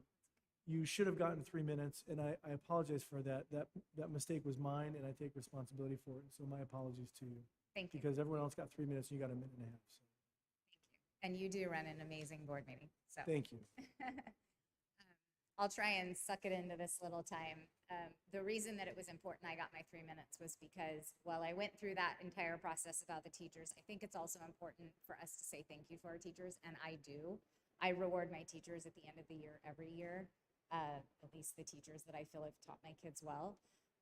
So when I was talking about, these are self-made problems with simple solutions, the solutions are working together. And we want to work with our principals, our teachers, our board members, our students, all of them, for the betterment of everybody. This has been horrifying, as we all know. It's been hard on you. The last 2 weeks have been hell. We all know that. But the one thing I want to say thank you for is that while I've looked around and I've talked to parents across the entire state, I've talked to other board members, I've talked to kids, I mean, the whole 9 yards. While other kids were in tears, walking out, being locked out, all these other things, our kids were booties in seats, and they were learning, and that was amazing. And every single day, I had another child reach out to me or text me or my son's friends or whatever to say thank you for all the work that everybody has done and how happy they were. I've never in my life experienced such joy in something that I didn't, at the time that it happened, think it was small. And it turned into something big. But the courage that you guys have had has been contagious. It's been contagious to kids. It's been contagious to parents. It's been contagious to other boards. And I just want to thank each and every one of you for the courage you've had and the strength that you've had to do what you've done, because it has been true leadership in the face of adversity. And hopefully we can all come together and we can figure out how to work this out. So thank you. Thank you.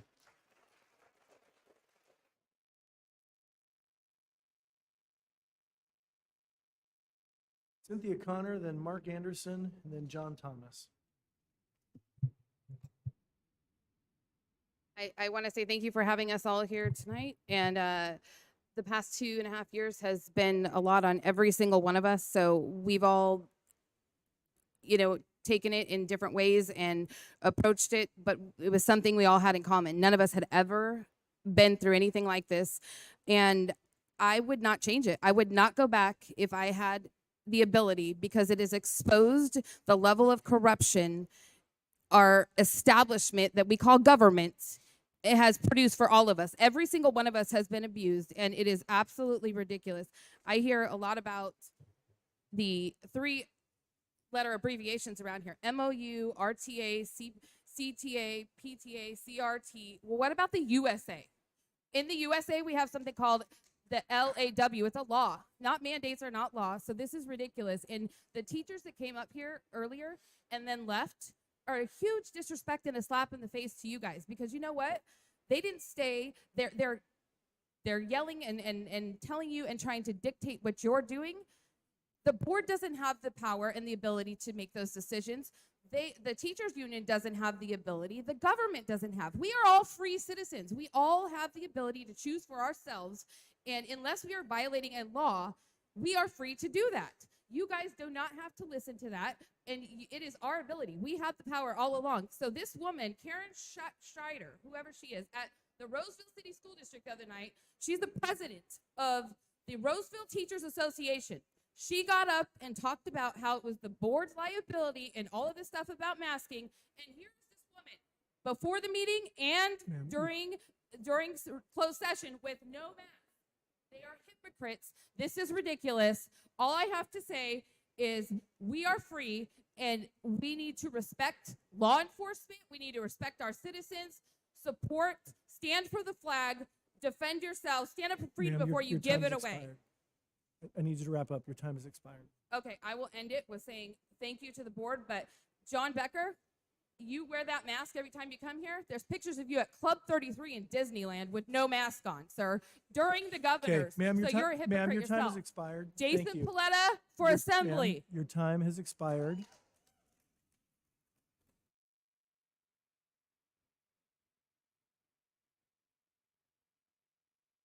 Mark Anderson, and John Thomas, and then Yvette B. Good evening.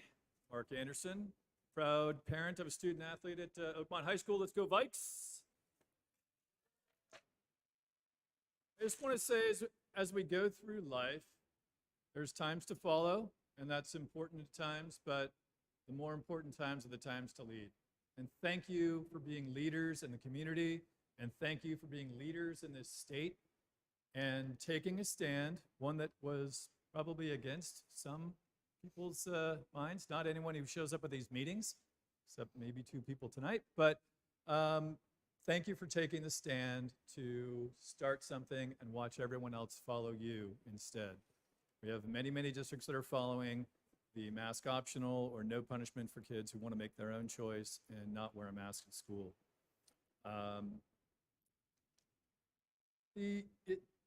I just think there's been some comments tonight. I just want to remind everyone, this is a representative form of government that we have in this country, and I believe it's evidenced here. 2 weeks ago, we probably had 100 people speak. There was probably 30 kids that spoke and maybe 75 adults. There were only 3 brave kids that spoke up in opposition to what the board voted on, only 3. And they were brave, and I commend them for getting up here. Not one adult showed up and spoke against that 2 weeks ago. Not one member of the RSEA who's complaining about the poor me and we don't feel represented showed up here 2 weeks ago to voice their opinion. Thank you, board. Thank you for having, be kind. Thank you for having stamina and courage. We appreciate you.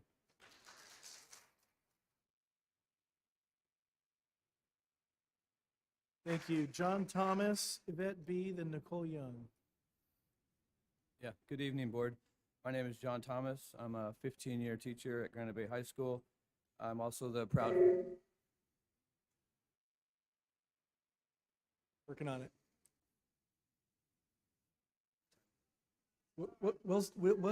I saw his time. He'll get it.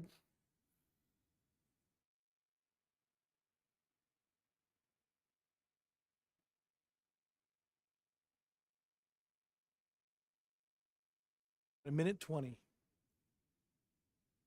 I got you. You got a minute 20. Okay, thank you. I'm also the proud father of a sophomore who, when I asked her about mask choice, and I quote, "I'm more myself, more connected to my friends, and very glad not to be wearing one." As a teacher, I see 105 students a day, roughly. About 4 to 6 kids total are wearing their mask. They're telling us, please give us a choice. Seeing their whole face and them smiling and breathing normal is a sign of getting back to normal, kids being kids without any fear of other than a regular flu that is always going around through schools. Thank you for your brave leadership in these tough times. I appreciate it. Our kids appreciate it. My daughter appreciates it. I know it took a lot of bravery and courage. Thank you. I appreciate it. Thank you, John.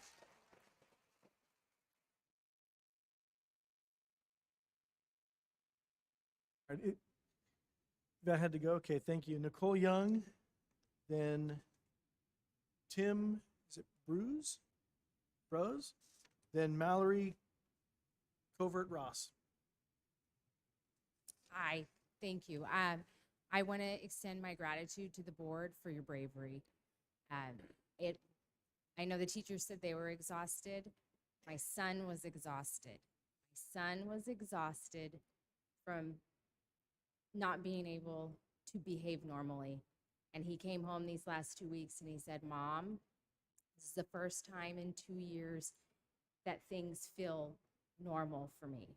And as a mother, that really made me happy because I kept telling my children through all of this is not a new normal, this is a temporary abnormal. And now finally they get to experience a little bit more normalcy. And it was exhausting on him. My incoming freshman next year is giddy. He will not have to wear a mask. His board is taking a different position. And they said they were being brave, but they're being the very definition of cowardice. I see bravery, and you guys have set off a chain reaction. I've been to probably 4, 5, 6 board meetings this week, and I've seen the reactions of the families, and I've seen what you've done. You've changed so many lives, and you've set a precedence in this state. You have no idea how huge that is. No idea. And I want to thank you as a mother and as a community member. Thank you. Thank you.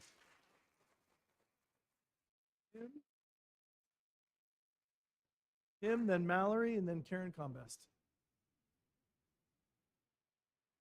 Tim, please. I screwed it up. This is the tough part of being tall. I just wanted, my name is Tim Brose, high school math teacher at Oakmont, RSEA union member. I just wanted to formally thank each one of you for voting for this mass choice. It is the best thing that's happened to this district in a long time. I want to reiterate what everyone else is saying, the students, the parents, the kids. I get to see these smiling faces, which is making me happy. I get to see students engaged much, much more than when they all had masks. You guys are true trailblazers. You stuck your necks out and you made the right choice, and you know you've made the right choice because everyone else is following in your footsteps. By the way, according to US News, February 11th of this year, 44 states have 0 mask mandates whatsoever. Not sure why progressive California has taken so long, but thank you for leading the way. God bless. Thank you.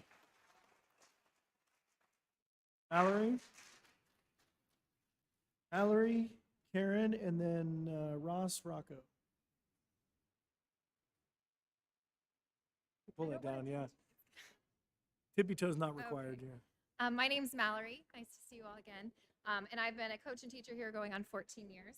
Thank you, Mr. Becker, for taking a chance on me on that first year teacher so long ago. And thank you to the board on your decision at the last meeting to provide choices to students. It's been amazing to start to meet my students all over again. Although I have to admit I was a little bit disappointed when the portion of the resolution allowing teachers and staff to also have a choice was removed last minute. As of 2018, the Supreme Court ruled that government employees could not be forced to join a union. Teachers and staff, so you know, those who might not feel aligned with the actions and politics of the NEA or the CTA, or even the recent roller coaster we've been on this last 2 weeks, can reconsider other options. We know these organizations have immense political pull and influence on our current state of mandates and policies in schools and over our children, students, district staff, the board, and teachers will continue to be at odds as long as this exists. I am currently a member of an organization called CEAI, Christian Educators Association International. Some other colleagues of mine belong to AAE, American Association of Educators. They so far have provided more insurance, coverage, professional development, and support than I've ever received from CTA or NEA. And honestly, they align better with my personal values and beliefs as an educator overall.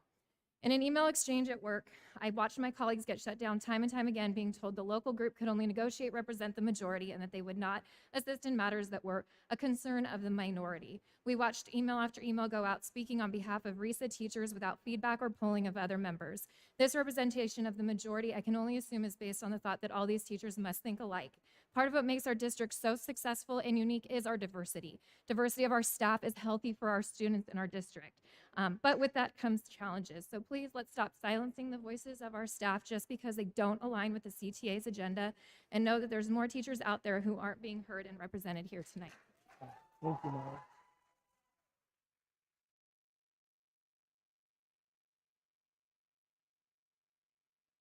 Karen Combest, then Ross, then Lisa Mendenhall. Thing again, Karen Combest, daughter at Oakmont, and I spoke earlier, so I'm not going to thank you again. Enough thank yous. I'm actually going to ask for more stuff. Surprise, surprise, right? Obviously, I'm disappointed that more teachers didn't stay to listen to parents and students as well as other teachers' voices, and I'm disappointed at that. And I certainly. Sorry. Whoops. I broke it. Hopefully the rest of them are getting notes from Ms. Fork. I'm not sure if she's still here, but the offer still stands to meet with Ms. Fork. I bet there's lots of parents, and if there's any other teachers here who'd like to meet with parents, we'd love to meet with you too, to talk about things. What I'm asking for admin, the district office, to dispel the concerns of the teachers. They're abundant out there. The stories keep getting bigger and more extreme. The fear is intense. So help them understand what they can and can't be liable for, credential loss of, give them whatever tools they need, N95s, plexiglass, whatever. And then where is Dr. Oldham in this? Why isn't he dispelling some of the concerns that these poor teachers have if they're truly fearful of COVID? Things have changed. The science is now different. I do ask that you find a way to get the masks off the teachers or allow them choice as well. That would be amazing. And I'll end with two things. Stop testing the teachers. Stop testing the teachers. And the last thing is on Monday, the 28th, when Governor Newsom comes out with God knows what, please just hold the line. Thank you.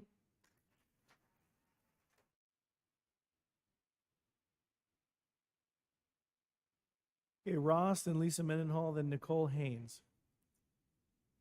Good evening. So I'm going to reiterate quite a bit of what's been said here tonight. Is you guys had some guts and you stood up. And I'm a parent of a junior at Oakmont. I've got a daughter at Ike. I've got an elementary school son at Kirby, and I've got one in the gates getting ready to enter the school system. So we have been through the ringer across all boards. We've seen all sides. We have seen,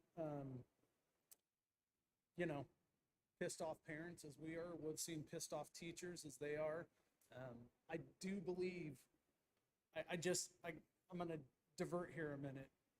We listen to some amazing teachers tonight, right? Because we do have amazing teachers. What I don't get in this whole thing is each of them stood up here and took their mask off. It's your choice whether you want to wear it or not. I don't really care either way, right? But what's the point? And I do believe if the union rep would have stayed, why can't our teachers have the choice? Because all week long, the only thing I've heard is nothing but positive effects from the ripple that you guys created here 2 weeks ago. So with that, as a father, I'm proud to stand here and say, we're going to stand with you guys. because we stood here and we let you know where we're at. We're going to stand here with you guys. Hold the line is what it said. I commend the teachers for coming up here and speaking and showing firsthand what the effect of unmasking our kids has done, or having the choice. And that's all we're asking. Thank you. sir.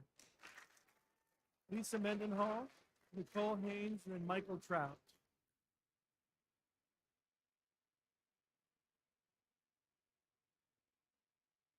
Hello, I'm Lisa Mendenhall, Oakmont parent, and I'm here to thank you once again for your courageous action in passing the resolution for mass choice.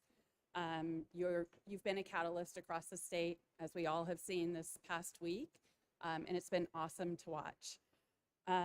More so, you've given our students the ability to fully engage with their classmates, breathing freely and seeing expression, be it happiness, sadness, joy, laughter.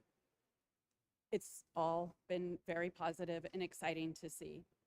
My hope is that, well, number one, I want to thank the teachers who did stay.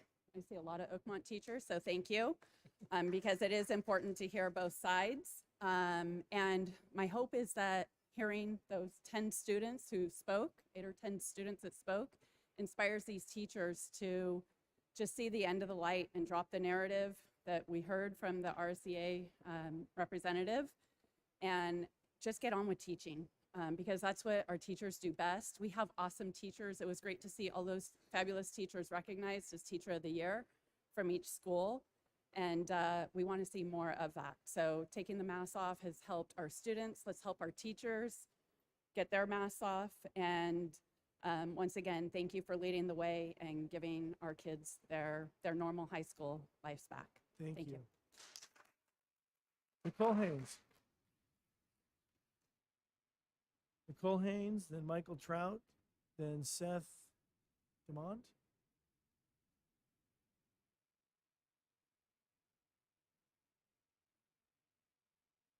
You hear me okay? Yeah. I'm Nicole Haynes. I teach at Oakmont, and I have been here since I started student teaching 17, 18 years ago. I have written and rewritten my thoughts over and over again and laid in bed at night, every night, I would say, for the last 2 weeks, thinking of what I need to say. And I think what I'm struggling with the most is that whatever I say feels like I can't feel that and more. So when I speak my own concerns, it doesn't mean that I don't also advocate for students. It doesn't mean that I don't also advocate for parents, but I also need to advocate for me and for my fellow colleagues. So I would be remiss not to say that while I cannot wait for the day to be back to normal and to have my mask off, and I've loved having every student in my room with smiles, or with half of them, it's been amazing. But that doesn't mean that as a board, it still isn't your job to answer all the questions of all the consequences of our actions. So we have the freedom to make choices, but we still have responsibilities that go with those. So where I'm coming from is a staff member who's had colleagues pouring into my room and emails from parents and students on the other side saying, this is what we're hearing from SIG. And we have to be able to get those answers. Karen said tonight, please dispel those. We're not hiding behind those concerns. We have those concerns. So we have teachers saying, do I have to change insurance carriers? We have students saying, can we still have junior prom if we don't have liability insurance? And as an advocate for student activities and for student learning and for being able to keep my health insurance the same, not just cap some, but keep it the same, we have to be able to answer those questions. And all week long we've had, I don't know, we'll let you know, we're meeting with our lawyers, and those things should have happened before. We shouldn't be redlining staff during the meeting. We should know whether we can keep it in there or not. And standing here today shouldn't be meaning that I don't care about everyone else's concern. I can also care about others. I'd also like to say thank you to all the students who came tonight. They were very brave. I'm very proud of them. Nice job with the anaphora, Noah. And also, we have to remember that we represent all students all the time. And last board meeting, was horrifying as an educator to watch how we treated students the way that we treated and allowed them to be booed and make comments about them because they didn't agree with the majority. So as an advocate for students, please don't ever let that happen again. Thank you. By the way, thank you. Thank you, Nicole. Thank you, Nicole. This is on. Thank you, Nicole. I appreciate that. By the way, we didn't allow that to happen. We stopped it when that happened. I was very vociferous when that occurred. Nicole, I will. While we don't normally make comments, I do want to direct your attention. Superintendent sent out an email earlier this afternoon. I sent a letter to the RSA leadership. Asked for a copy of that letter. It answers many of the questions that you asked. I do want to make one statement because again, I feel it's important since it was brought up. I'm going to read one paragraph from the letter that I wrote and sent this afternoon. I cannot state it any more plainly than this. Under no circumstances will I and my colleagues on the board allow you or any staff member to be without insurance coverage. You have my personal commitment in this regard, and I'm working closely with staff and legal counsel to ensure your security related to insurance. We're not going to allow that to happen. Okay, Michael Trout, Seth DeMont, and then Tracy Montgomery.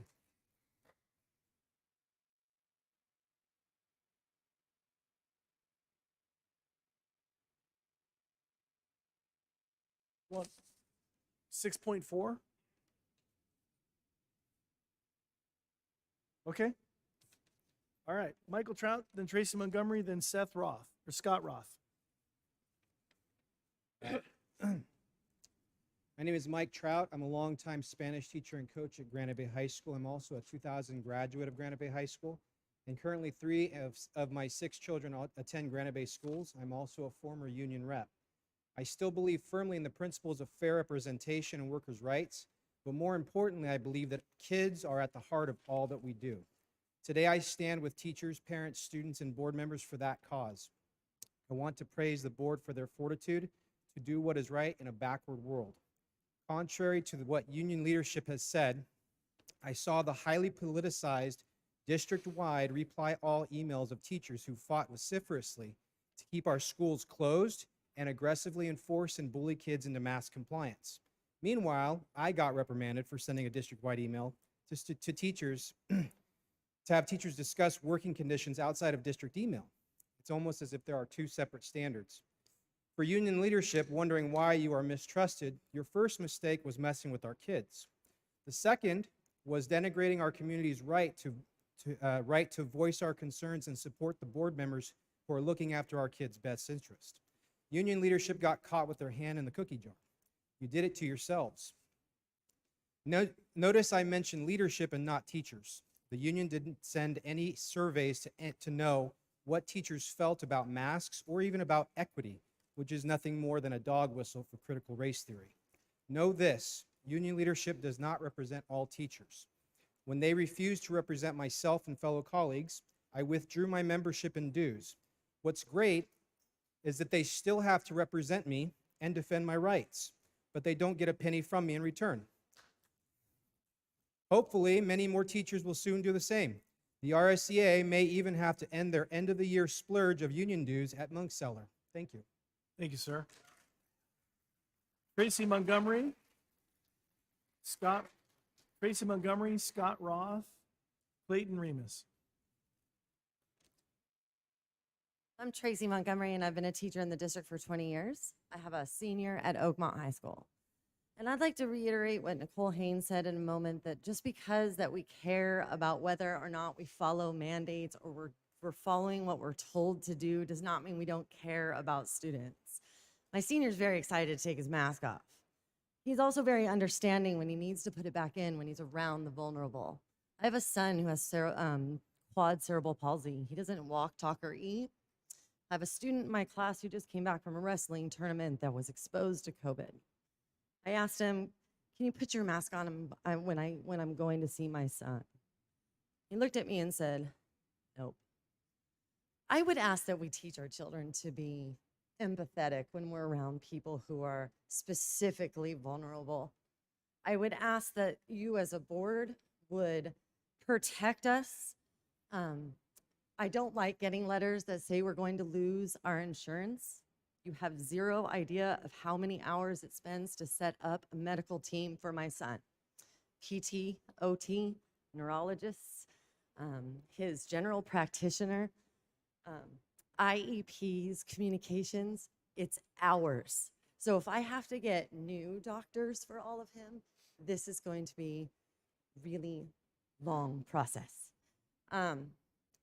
If you're wondering why teachers left, this has been very difficult to listen to. I feel vilified. I've done everything you've asked me to do. So asking a student to keep their distance so that maybe I protect my son who would probably die of COVID if he got it, I don't think is a lot to ask. Thanks. Thank you, Tracy.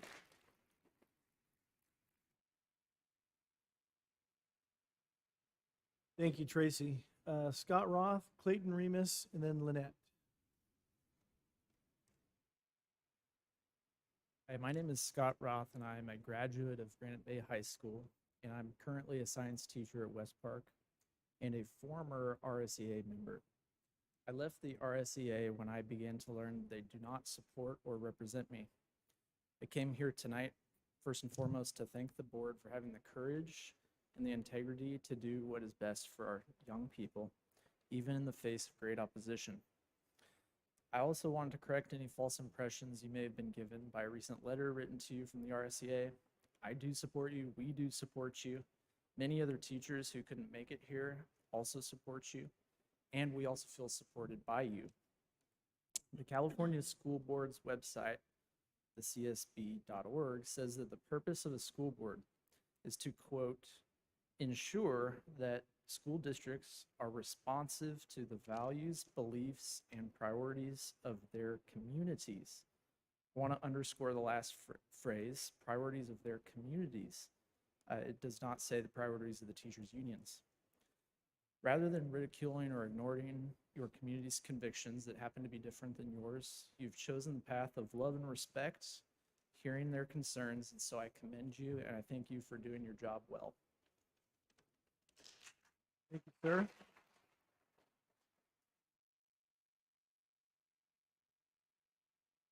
Clayton Remus, then Lynette, then Tim. Esteemed members of the board, Mr. Becker, I'm Clay Remus. I'm a teacher at Oakmont High School. I teach Spanish. I'm also the personal finance coordinator, which makes me a dollars and cents kind of guy. So when I read the SIG letter that was directed to all of you on September 17th, it gave me some serious pause that we are now at risk of losing our COVID relief funding. Now, believe me, I understand that all government money has stipulations. And I'm wondering what the parameters of continuing to receive or use these monies are if we are now in direct violation of state mandates. Now, I'm not here to talk about masks, I promise. That ship sailed, done. But our district has worked relentlessly and tirelessly to expand mental health programs to provide plenty of support. Now, I haven't seen the accounts. I'm not a books guy. I think in a previous life I was an accountant. But I'm sure some of that money, and money is fungible, goes to some of those programs. What will happen if the state revokes that money? Furthermore, the potential cost of losing our liability coverage without a refund, which is what that letter stipulated, could possibly increase coverage without a refund. The cost of acquiring and reinsuring our current policy could potentially give us undue costs. And all this money, all this talk of money, it's really all these positions, all of our support comes from money. If we're losing funds, if we're having to incur costs to increase potential insurance coverage. Now, I've heard others say, we can get a better deal. I haven't seen a bid. I'm guessing you haven't seen a bid. This could be incurred costs that will reduce support positions that are here for our students. And I'm out of time. Thank you, Clayton. Sorry. All right, next is Lynette. Then Tim, and I'm sorry, I can't pronounce it, CSR. And then Crystal C. Lynette. Hi, thank you. First, I'd like to say, I'd like to apologize for my righteous indignation earlier today. I actually came here to thank you for being leaders of all of the Placer County schools. I don't know if any of you have ever worked with minors, victims of a crime, but one of the biggest things that they have a hard time with in regards to coping is when they are not listened to, when they are not heard, and when they are not believed, and when they are not stuck up for.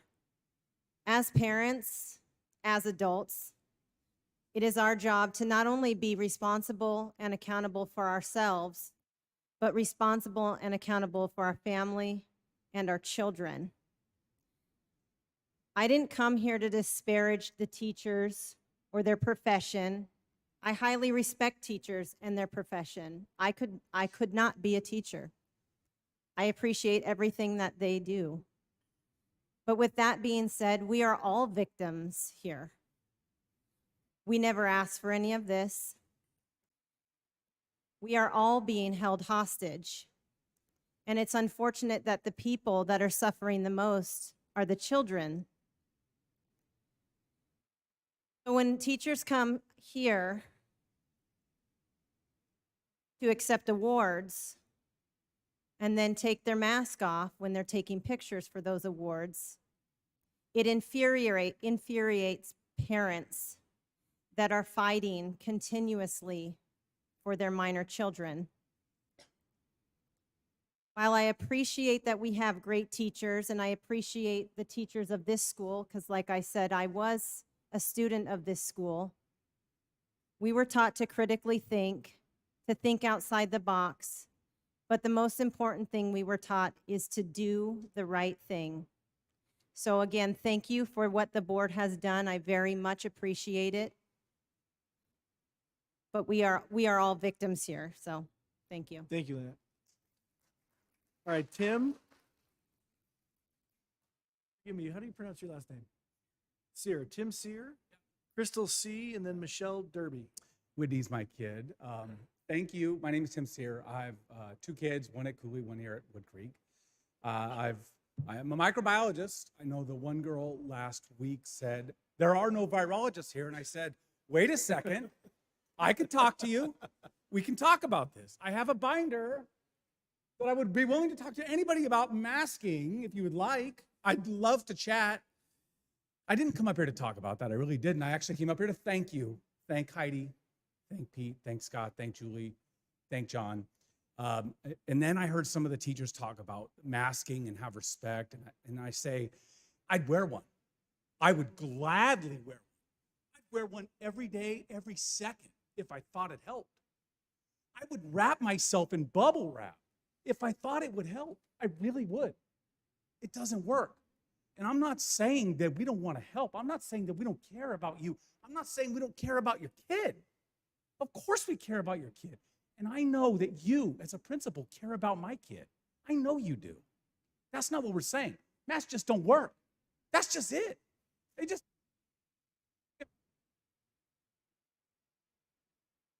wear it, no problem. They just don't. I have a whole binder showing that they don't. I'll do what works. Masks don't work. Thank you guys very much. Thank you, Heidi, for supporting that resolution. We really, really appreciate it.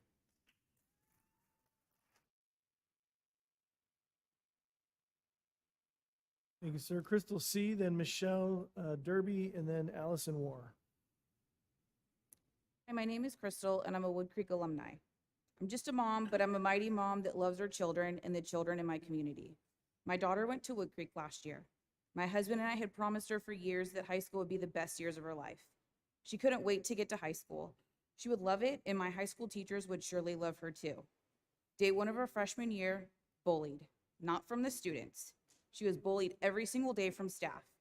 Campus monitors on bikes, yelling at the kids to not talk to their peers, and God forbid they hug each other or pull the muzzle down to breathe fresh air outside. The pandemic has created so much division in this world as we know it, and it wasn't immune from the high school. The behaviors from grown adults bullying our children has been horrific. Up until 2020, weren't the schools preaching kindness matters? That went out the window real quick as soon as these triggered teachers were put in charge to attack our children. We pulled our daughter from government school and she was devastated, and her parents were too. The mask issue is a big, huge deal, but this runs deep. The teachers' union runs deep. They are straight mafia and don't give a crap about our kids. I'll mention curriculum. Why are they sexualizing our kids and sneaking their perversion into math curriculum? This runs deep. The masks do not work and they are disgusting. It's like having a petri dish on their face growing bacteria from their mouth. Also, the poison shots do not work and the COVID tests do not work. Please keep the mask choice in place. We all know that's the best option for this situation. The teachers that are forcing muzzles are, in my opinion, pissed off about mask choice because they want to continue to bully the children. We've heard from the kids, it's Crystal? all about them. They want to choose and just be kids. I do want to thank all the wonderful teachers in our life that still have a love of learning and their students. We need to remember to pray for the teachers that continue to live in fear and push fear into our children. Thank you. Crystal, thank you. Michelle Derby, Allison Moore, and John Thias? Hi. I just want to thank you guys because I know you guys have fought really hard and the resolution was awesome. And I was nervous that it wasn't going to go through. And I hope that you guys hold the line because we're all here to support you and you can see that. You can see that some people left and it's kind of a shame because it kind of shows, you know, how they really don't want to listen all the way through, which has caused this big old fiasco in the first place. And I wanted to say my daughter also has autoimmune diseases, but she got COVID and she's just fine. If you take care of your kids, trust me, it's gonna be okay. And if you're really that scared, you probably wouldn't have them in a public school around a bunch of kids in the first place, I would assume. So hopefully that person will be listening to this because I've had to also go to neurologist appointments and spend countless years of trying to figure out what's going on with my daughter's brain. And it was very hard, but I was also fearful, but I also knew that masks only filter bacteria, not viruses. Viruses do go right through that mask. So I really wish that people would set an example. I know on the right side here, you guys are all good. Some people to the left of me, I don't know why we're still wearing masks when it was lifted statewide, actually, except for just our poor children. Also, for the teachers, the testing, I don't know how it works with your with this district, but hopefully you guys allow them to take the test on their own because for a whole lunch hour for that poor teacher to use her lunch for testing, that's just sad. But I just really appreciate what you guys have done and we're gonna continue to support you if you continue to move the right direction and you have created a domino effect, which is freaking awesome. Thank you, Michelle. Okay, Allison Moore, John Thias.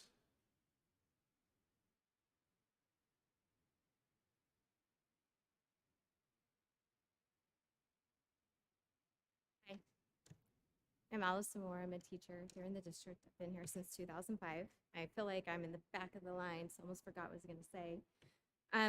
I wasn't asked what my position was or opinion in a letter that was sent out, so I wanted to formally, just like others before me, thank you, commend you, and let you know that I stand behind you.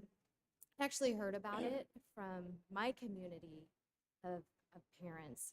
I have 2 young kids up the hill, and one of the parents, she zoomed or whatever, she was involved in the meeting, she was watching it, and she said they were crying. She's not even in this district.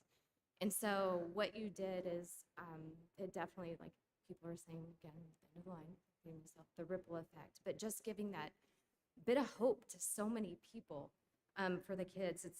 It's just so sad that the children have had to shoulder the burden of so many of these mandates to protect the adults around them. And we don't even know the depth of the impact it's going to have. We know there is a lot of negative impacts. It's negligent to ignore that anymore. So I just wanted to thank you and, you know, just let you know that you're not alone. And even in the midst of like, oh my gosh, this is great. I mean, there are only 10 states that have made students do this all year. And here we are, like California, those of us who we can't just pack up and move away to another state. So it gives us hope. So thank you. Thank you. John.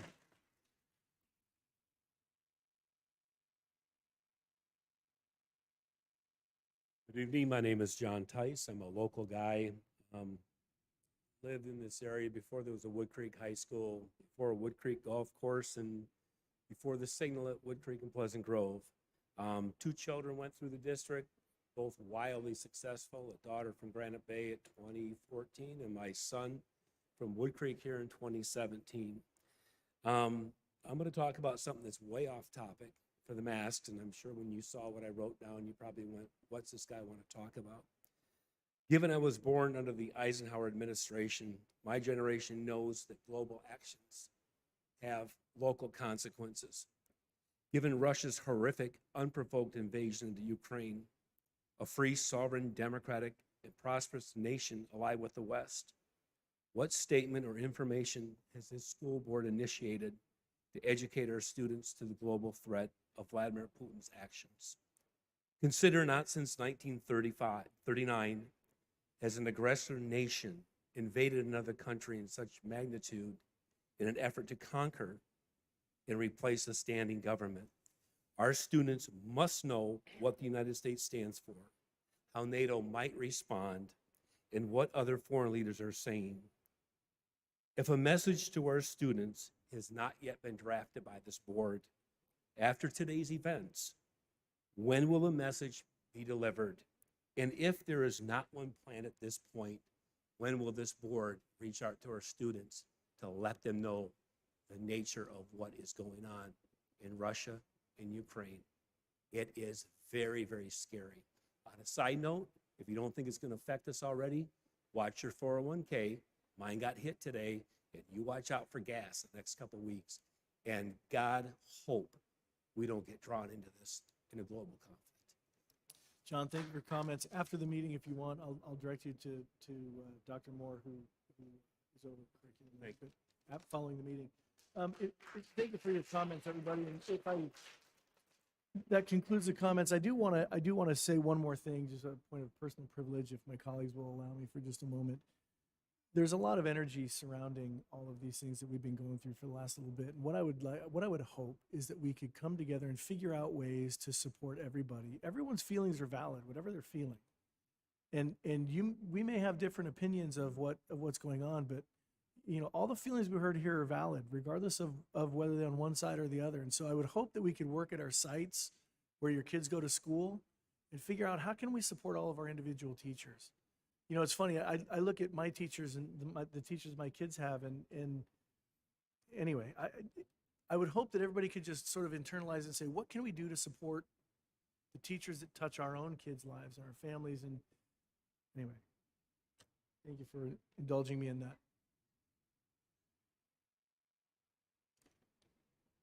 Please come up.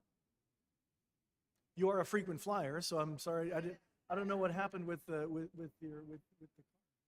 Well, it's really funny because I wasn't going to speak until I didn't know Mr. Tag received that promotion, and I felt compelled to speak. I'm sad he's not here.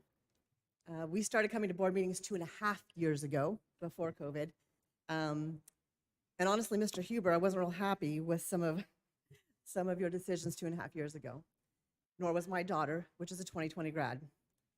But we came and we spoke, and she learned about the process. And over the last 2 years, she continues to watch and hear and participate in it. Mr. Tag also came up to her afterwards and congratulated her for speaking up. High school is where you have your roots solidified, your foundation is built. It's so important. These are the people that you will remember. You all can remember. Who's your favorite teacher? Most of us can name it. Mr. Hasty, my oldest daughter, will always remember all the videos and you're an important part of her memory of being at Oakmont. And it's a positive one. Mr. Tag also was a part of that. And even you, even though we didn't agree, it's important. It's part of the process. These kids that spoke today, they got an education. May not be how we want it to, which is why I want to read this. It says you have to look back on those moments when you got frustrated, when you feared, when you doubted, and embrace those. Be as grateful for them as the good moments, if not more. They were the catalyst behind your deep desire to change, to seek better, to find what feels good, to reach for newness. Thank God for the moments that forced you out of your comfort zone. There are a lot of kids that have been stepping out of their comfort zone. A lot of people in front of me, behind me, including teachers who have stepped out of their comfort zone, and I want to thank you. Thank you very much. Okay, we'll go ahead and close public comment on items not on the agenda. Move to the consent calendar. It's moved by Board Member Constant Second. and seconded by Board Member Hirota. Roll call vote, Barbara? What? Oh, sorry.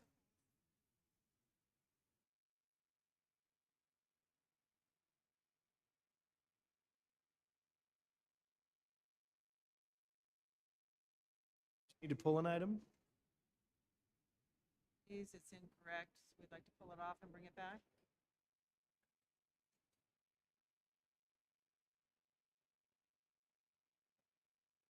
Full board policy 4261.1.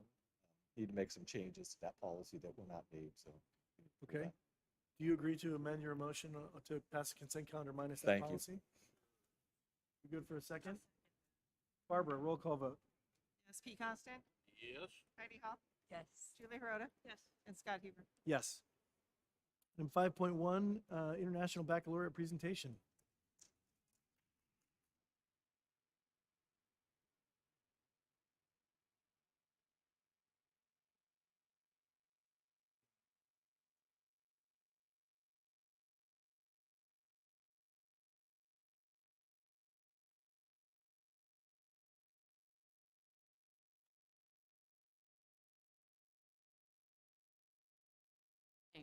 My name is Bernadette Cranmer, and I am the IB at GB Diploma Program Coordinator. And I'm Jolie Gellick. I'm the IB coordinator at Oakmont High School. It's fantastic to be in front of all of you again. It's great to see you. I haven't been able to see you for quite some time. And I think it's worth mentioning also Oakmont High School class of '94. So in tonight's presentation, we're going to tell you a little bit about the IB program, a little bit about enrollment and assessment data, and also, most importantly, we have students here to tell you about what's special about IB at their campuses. So first, a little bit about the IB program. So the success of the IB program starts with the mission statement, a portion of which reads, "The International Baccalaureate aims to develop inquiring, knowledgeable, and caring young people who help to create a better and more peaceful world through intercultural understanding and respect." And with this focus on improving not just themselves, but also the world, it helps our students to engage with the people and places around them, and it gets them out of that high school bubble. This also connects with something called the IB Learner Profile. And that's a list of 10 traits that we aim our students toward. And there are things like being knowledgeable, caring, balanced, risk takers, people that are developing traits that we ourselves would like to develop. And there are things that our IB educators are intentionally directing them to in their lessons. Slight height differential here. All of this is done through developing a set of a range of skills through a process called the approaches to teaching and learning. This is central to what everything that happens in IB. During this process, students will be exposed to and engage with activities in all of their subjects that help them develop thinking and communication skills, social skills, self-management, including organization. For those of you who have teenagers, you know how important that is, and research skills. The goal is to help students identify which of these skills they are already pretty good at, but more importantly, which ones they might need some work on. And the goal is to help them improve those before they leave our program. They grow and develop in all of these areas throughout the 2-year program. This is also done through the lens of international mindedness, which allows students to understand how what they're learning relates to issues happening both here and afar. Creating links and understanding between different cultures and content areas helps the learning resonate with students. IB is not about memorizing copious amounts of content. It's about demonstrating that they understand how this links to their outside world. And it's about the understanding and the material they're learning. It's also figuring out how to apply that understanding and learning in new challenges and problems that they may face in the future. Students can engage with the whole IB program, which is called the IB Diploma, or they can choose the courses that best fit their passions, goals, and areas for growth. In either way, in either pathway, the IB works well at developing students who are successful and, more importantly, well-rounded. And so there's a handout in front of you that lists the courses that are at Granite Bay and also at Oakmont, so you can get a little bit of an idea of what we offer. I want to highlight just a couple things from Granite Bay High School. The one I want to start with is our IB Sports, Exercise, and Health Science class. That's our most popular class on campus. 80 students are currently enrolled in that class. And it's really hit our student body well because, you might not know this, 1,000 students at Granite Bay High School are involved in our athletic teams. That dovetails nicely with the fact that we are obviously academically minded. And so we have a diverse cross-section of students in this class. We have students who are outstanding athletes who want to continue to be professional athletes later, students who want to be physical therapists, sports trainers, doctors, nurses. It's wonderful, and we expect the class to be growing next year. We also have a class called Business Management. That's our other really popular class on campus. There's 70 students enrolled in that class right now. And there are no requirements to be enrolled in that class, but it's a college-level class. But it's really nice that it also dovetails neatly with our successful CTE business pathway. Over at Oakmont, what we're seeing here is what really exemplifies what I meant by well-rounded students. At the top, you're seeing our mock trial team. One of the members is standing behind me. They're involved in just about every aspect of our campus. The mock trial team will actually be competing in Auburn this Saturday, so if you want to see them in action, go ahead and check that out. They are involved in every part of our campus, partly because there's so many IB students at Oakmont. And they really do infiltrate into many parts of our campus life. In the bottom, you'll see our student government leaders who did some fantastic jobs working on the homecoming floats and had a great time at homecoming. And then our fantastic sports programs at Oakmont also have IB students throughout, and that is actually Valentina, who is also behind me, showing her prowess on the tennis court. 80 to 90% of our IB diploma students at Oakmont participate in at least one competitive sport, and often two. Academically, we offer plenty of rigor and options. What I've highlighted here are the different pathways that are available at Oakmont High School as part of the diploma program. As you can see, we offer a wide range of subject areas. There's almost certainly a pathway for just about every interest. In fact, at Oakmont, we have over 200 enrollments in IB science courses alone. That being said, I think my favorite one might be the last pathway that I've included down there. The ones for students who really enjoy learning, but they're not quite sure what they want to do yet. We can tailor a pathway for those students to help them discover where their passions are and where their strengths are if they haven't quite figured it out yet at the age of 16. Before you go away, where's the mock trial? Where is Valentina? it? Auburn Courthouse on Saturday? What time? What time? You guys will go about 12 o'clock or so? Thank you. Sorry, I didn't mean to interrupt. Oh, more me. Okay, so what we're looking at here, what we're doing, because the lines are going up. This is the growth of our program since the inception of the program. We continue to grow each year. Any student that has demonstrated an interest in a subject and has seen some success in similar subjects and prerequisite courses is welcome to enroll in an IB class. Some students may choose to enroll in the full program. As I said earlier, it's called the IB Diploma Program. But this program does have the potential to serve all students on our campus. And one of the reasons we've seen the numbers increase so steadily over the years is because we've fostered an environment where all students know they are welcome in these classes. Bernadette's going to talk a bit about how it's going based on some data we'd like to share. Just a bit. So this is an impressive number. This is not an aberration. This is the average pass rate for both programs, and this is historically accurate. It's due entirely to the fact that we have students and teachers that perform consistently at a very, very high level. We're very proud of that. And now, the most important part. Hello, I'm Yasmin Rajoy Musavi, and I joined IB in a pretty non-traditional way. I transferred from Arizona my junior year. I was in all APs, and I was planning to stick to all APs until I met with a retired professor who urged me to research about IB and join if possible. So I went ahead, did some research, and I saw that it was a really good fit for me. I emailed Ms. Cranmer, I spoke with her, and I was able to become a full diploma student. And I'm able to succeed as well because of the environment that IB and the campus creates. I feel like I'm very represented in the school. In Arizona, I didn't have that opportunity, but now I can voice my opinions, bring in knowledge to whatever we're learning, and I feel that it's valued.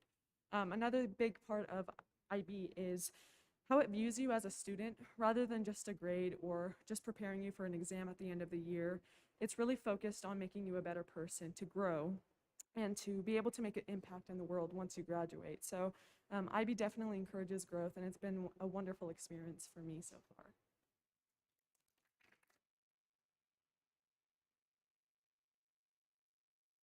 Hi, my name's Luke EY. There's two reasons why I love IB. One, you get to choose what you learn and focus on, and two, it prepares you well for the future. One perfect example is IB Visual Arts, and it's an example of like how IB is beneficial.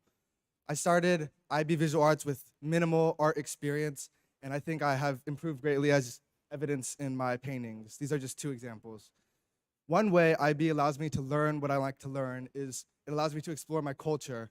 I'm Japanese, and I'm allowed to learn about traditional Japanese art and also incorporate it with Renaissance and Western styles. So I'm able to combine the two cultures, and that's great because I'm American and I'm Japanese, so it's perfect for me.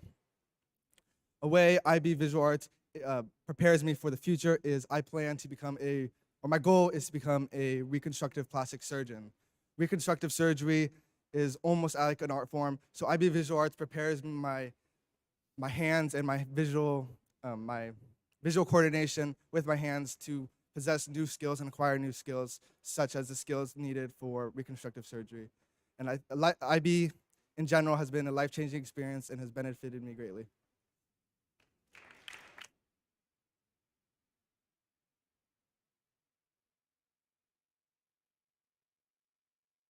Hi, I'm Valentina. I'm a senior at Oakmont High School, and I want to start off by saying that joining IB has been one of the best decisions that I could have made for myself and for my high school career.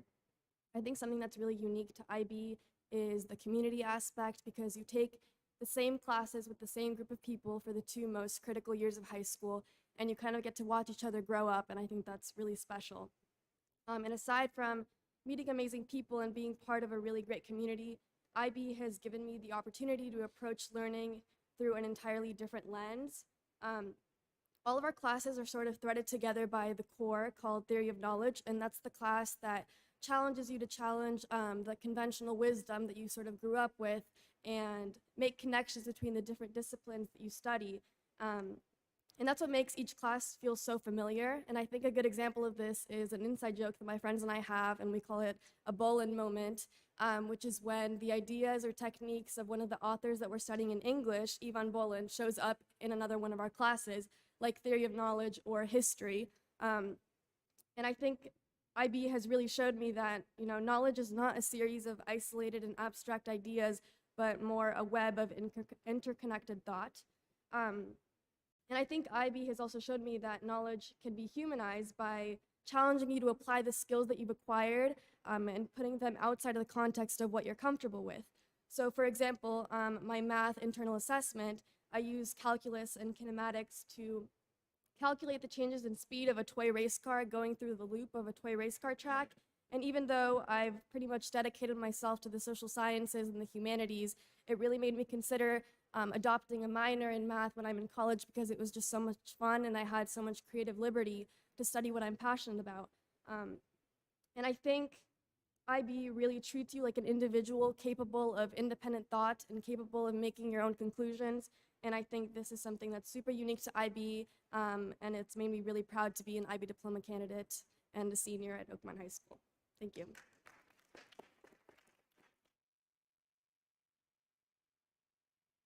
Hello. Oh gosh, it's a microphone. All right. This is dangerous, please. I'm Sam Carmen, it says on the slideshow. And for me, what I find really special about IB is the way it, the IB really understands what school is about, because the IB is trying to teach you how to learn. In an IB class, you're not just learning facts, you're not learning figures, you're not just studying for exams, although you definitely do have exams to study for. but you're also learning how to learn, and the IB gives you the skills that you need in the future to do things. I might, of course, there might be times where I do need facts in the future, but because the IB has given me the skills to, be able to find those facts on my own in the future, I am, empowered in so many more ways because of that.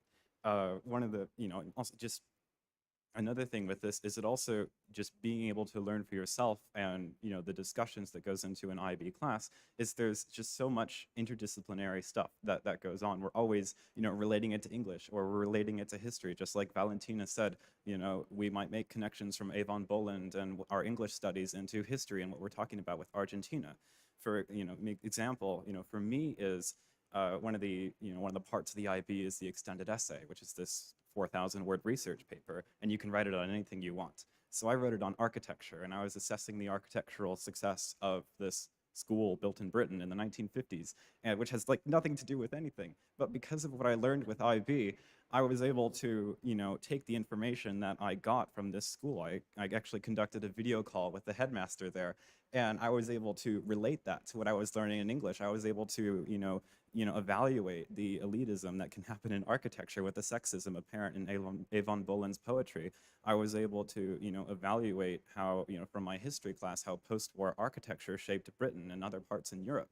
And I felt really empowered, and for the first time I really understood just how, thoroughly the IB program has affected me. Not just because I learned, about post-war Europe in history, or that I learned about Avon Boland in English, but that in those classes I was also taught how to apply that knowledge and how to be able to apply other knowledge to, future things that I would be doing in my life.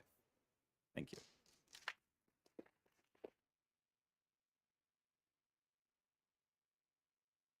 For listening to our presentation. Huge thank you to my colleagues who stayed to the bitter end. I really appreciate all of you. We invite you, don't take our word for it. Come and see it in action. We invite you into our classrooms. We invite you onto our campus. We are so proud of what we're doing in these two programs that we want to share it. So please reach out, come visit. We'd happily welcome you to our campus and let you see all these kids in action, because it's pretty inspiring. Thank you. And if you'd like to ask us any questions, we're here for that too. Questions? No questions, just a comment, which is that you guys are great. I love seeing your art and just hearing about all of your projects. And we met really briefly where you just kind of explained the program to me more, and that was really helpful because I didn't fully understand what it was prior to being a board member. And so it's just been a great program to watch it unfold and develop, and that you guys are all benefiting from it. I had a client that I trained for many years who was an Oakmont IB student, and she would talk about it all the time, and she was talking about you, but I didn't know who you were. And so it was what She works for my uncle now. that's right, you told me about that. But yeah, that's what we would talk about during her workouts. And that was her experience was the only one that I had, and that wasn't, the complete program. So I just think it's such a great benefit, and thanks for coming out and speaking. No real comments other than thank you very much, and I promise to come visit. Thank you all for staying as long as you have to share the presentation, because it was really, really quite a treat to have this after being here for so long tonight. So thank you for staying. And also, for the trustees who aren't familiar with IB, I got to participate in an assessment or an audit a couple of years ago at, I think it was at Granite Bay, and it's a pretty thorough process. And it's not easy to be qualified, get yourself qualified for IB. So I wanted to congratulate you all for maintaining that program and, just keeping it very consistent and dependable, particularly through what we're going through in these last couple of years, because it's an incredible program and all of our students truly benefit from it. So thank you. Real quick, I will echo the comments of my colleagues, but I want to take it from a different perspective. I wish you could have seen the smiles and the eyes that were beaming from all the individuals behind you as you were talking, because this is really sort of the culmination of all of the crud that we go through. It's all about the education you're getting and the stuff you're doing and the arguments you're going to make on Saturday that I hope to be able to see. And I mean, it's that this is what it's all about. And so anyway, so I thank you for being here, and thank you for all your hard work. And students, keep it up.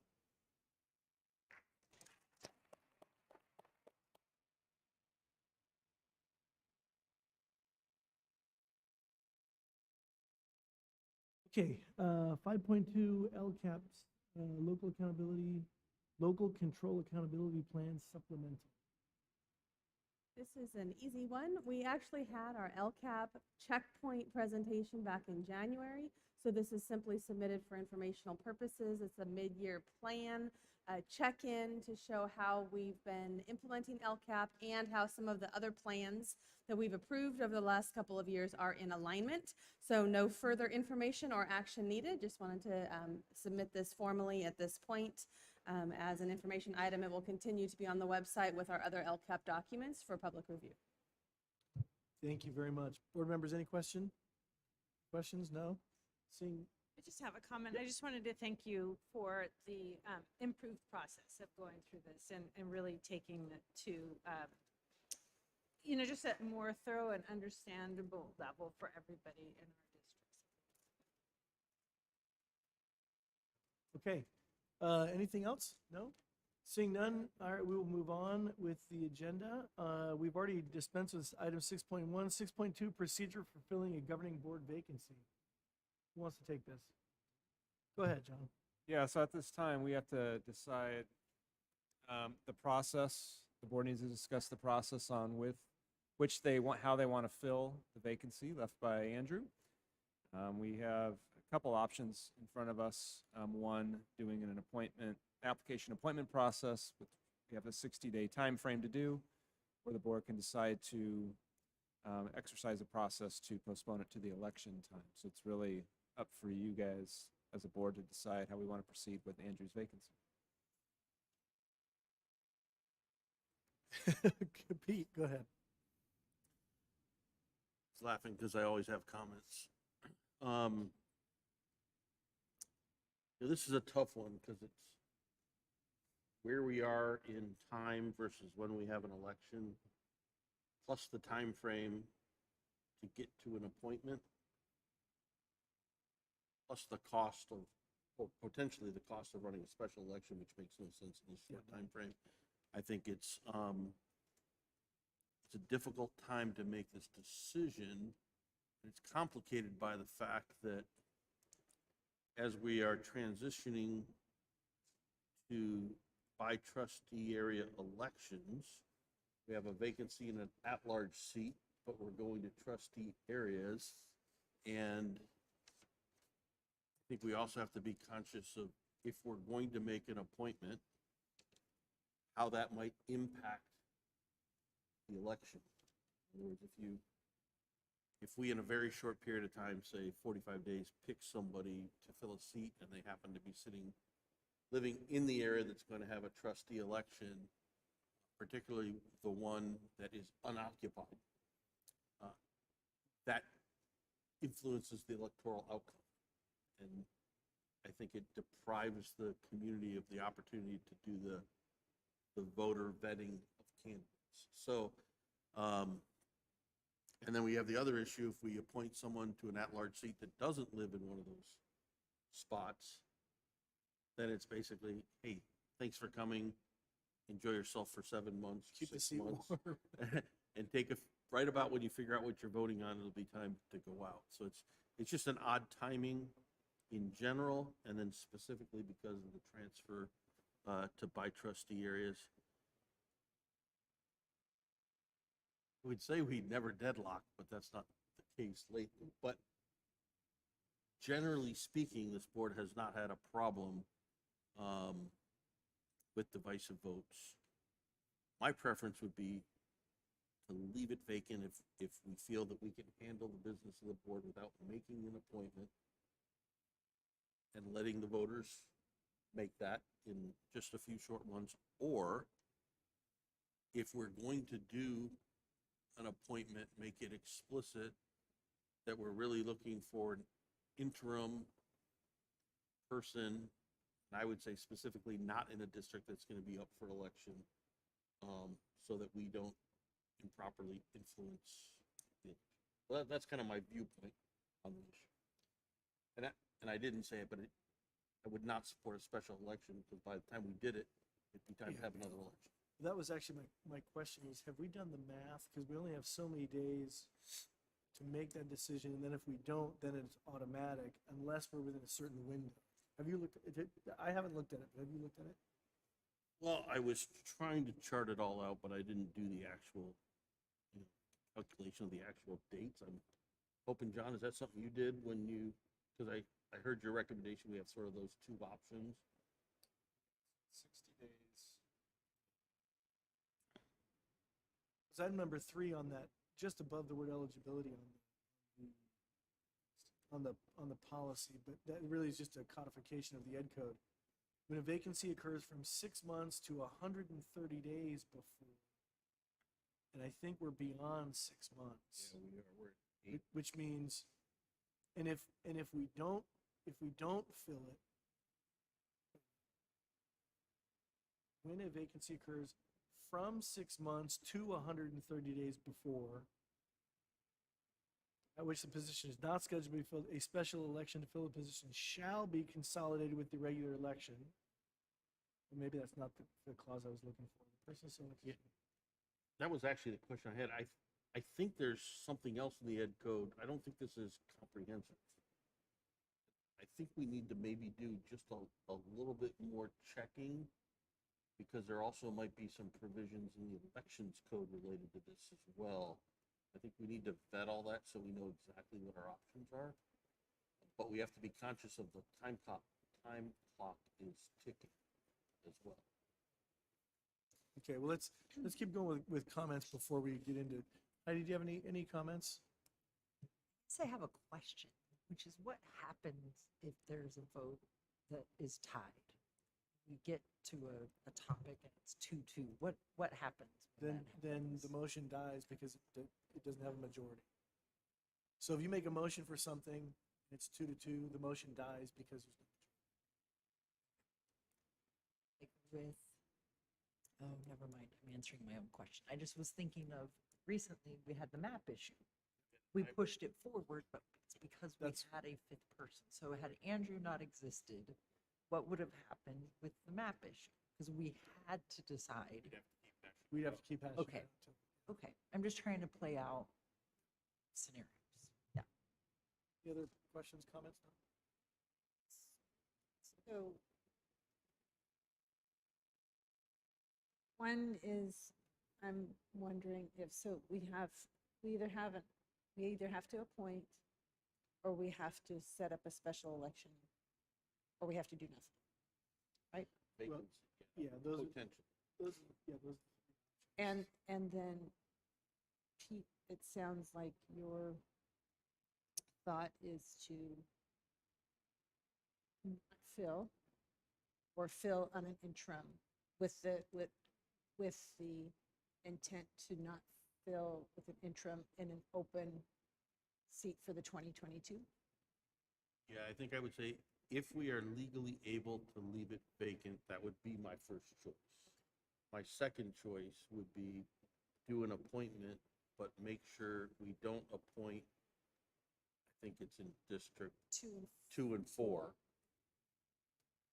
So we just do an interim at-large appointment to fill the time. But not someone from 2. From either 1, 3, or 5. 1, Yeah. 3, or 5. So the applicants only come from 1, 3, or 5. Oh, it fills an at-large position. No, that's just more us Yeah, philosophically. Short answer is no, we could not. But philosophically, if that's who you choose in the end of the day, that's who you choose. Okay.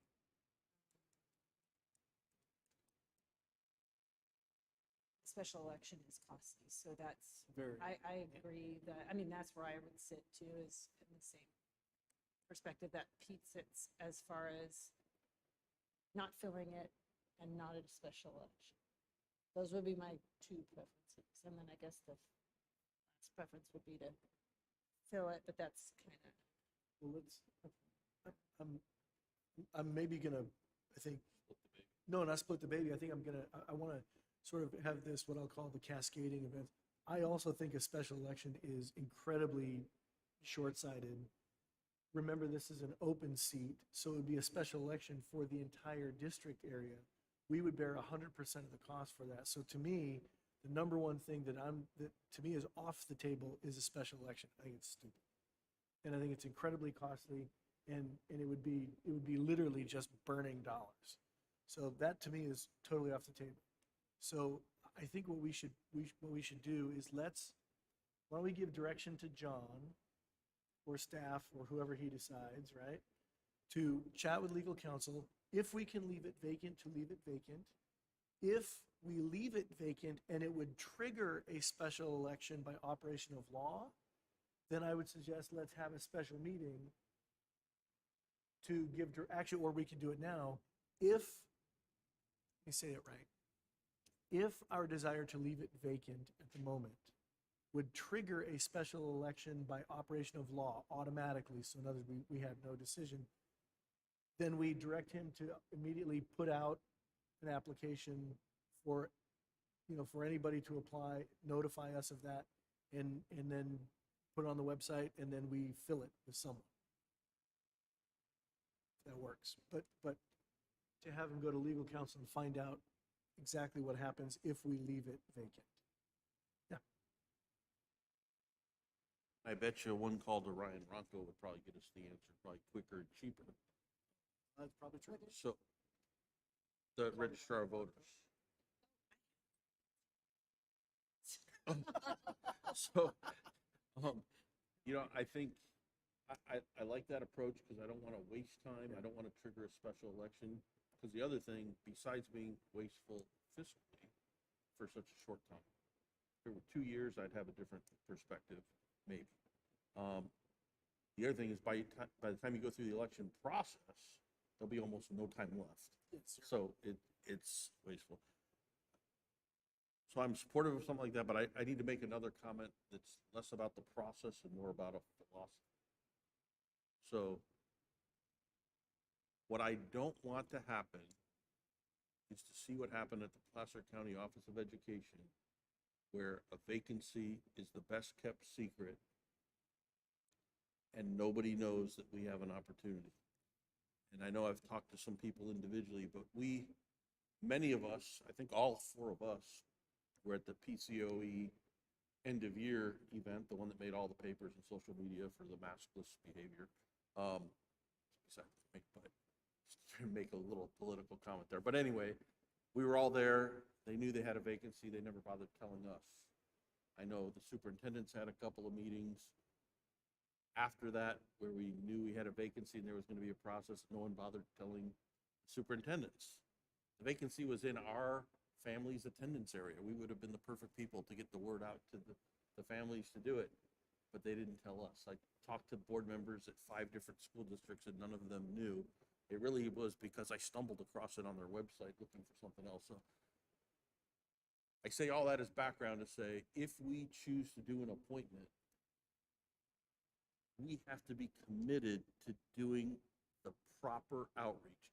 The law says, put a note in the paper and publish it once and you've covered your bare legal requirements. There's a difference between legal and ethical, and I think we have an ethical obligation to let the community know that we're going to be doing this and to encourage anybody who's interested to apply. That's just my overall editorial comment.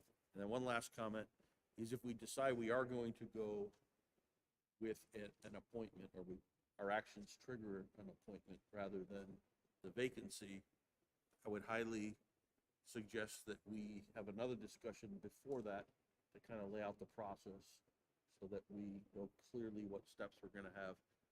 I don't want to end up going on a 2-2 vote and trampling down having MAP version 2.0.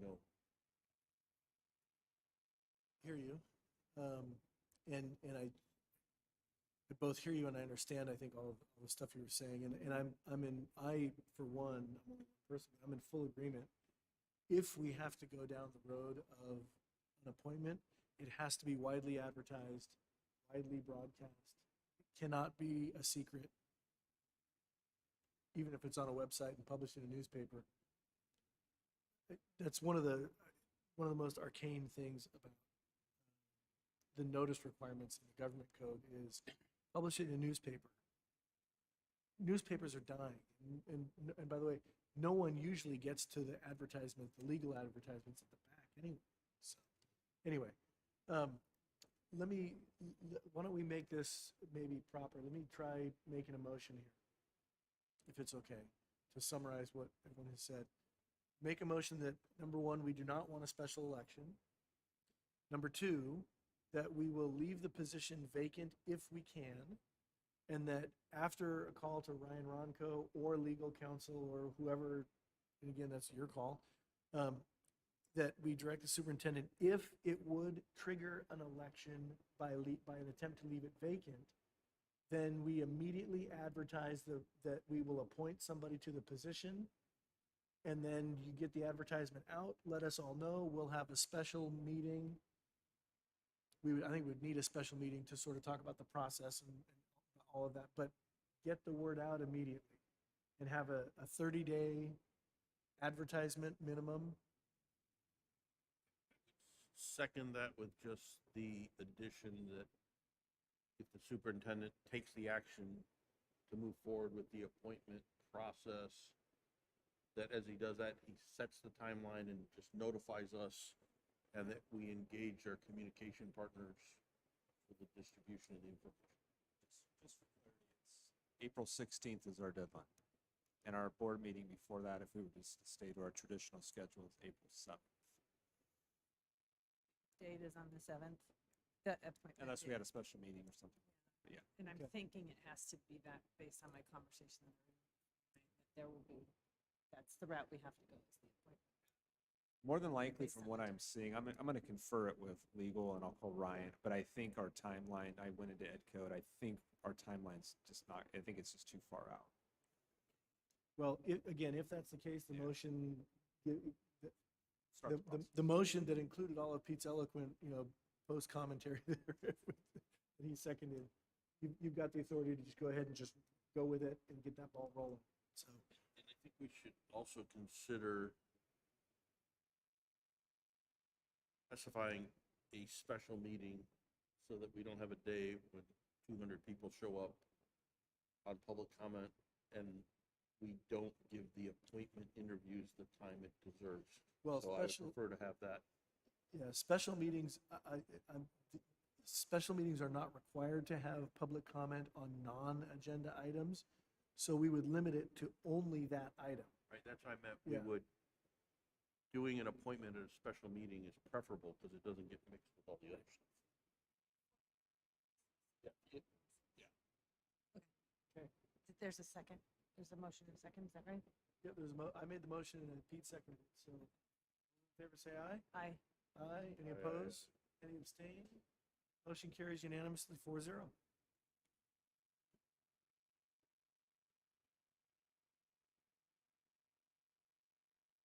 Agenda, here it is.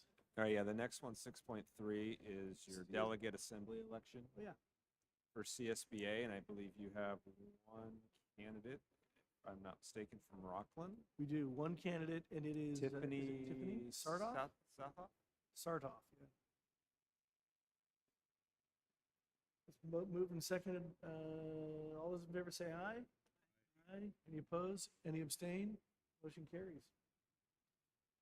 All right. 6.4, comprehensive school safety plans. Rob.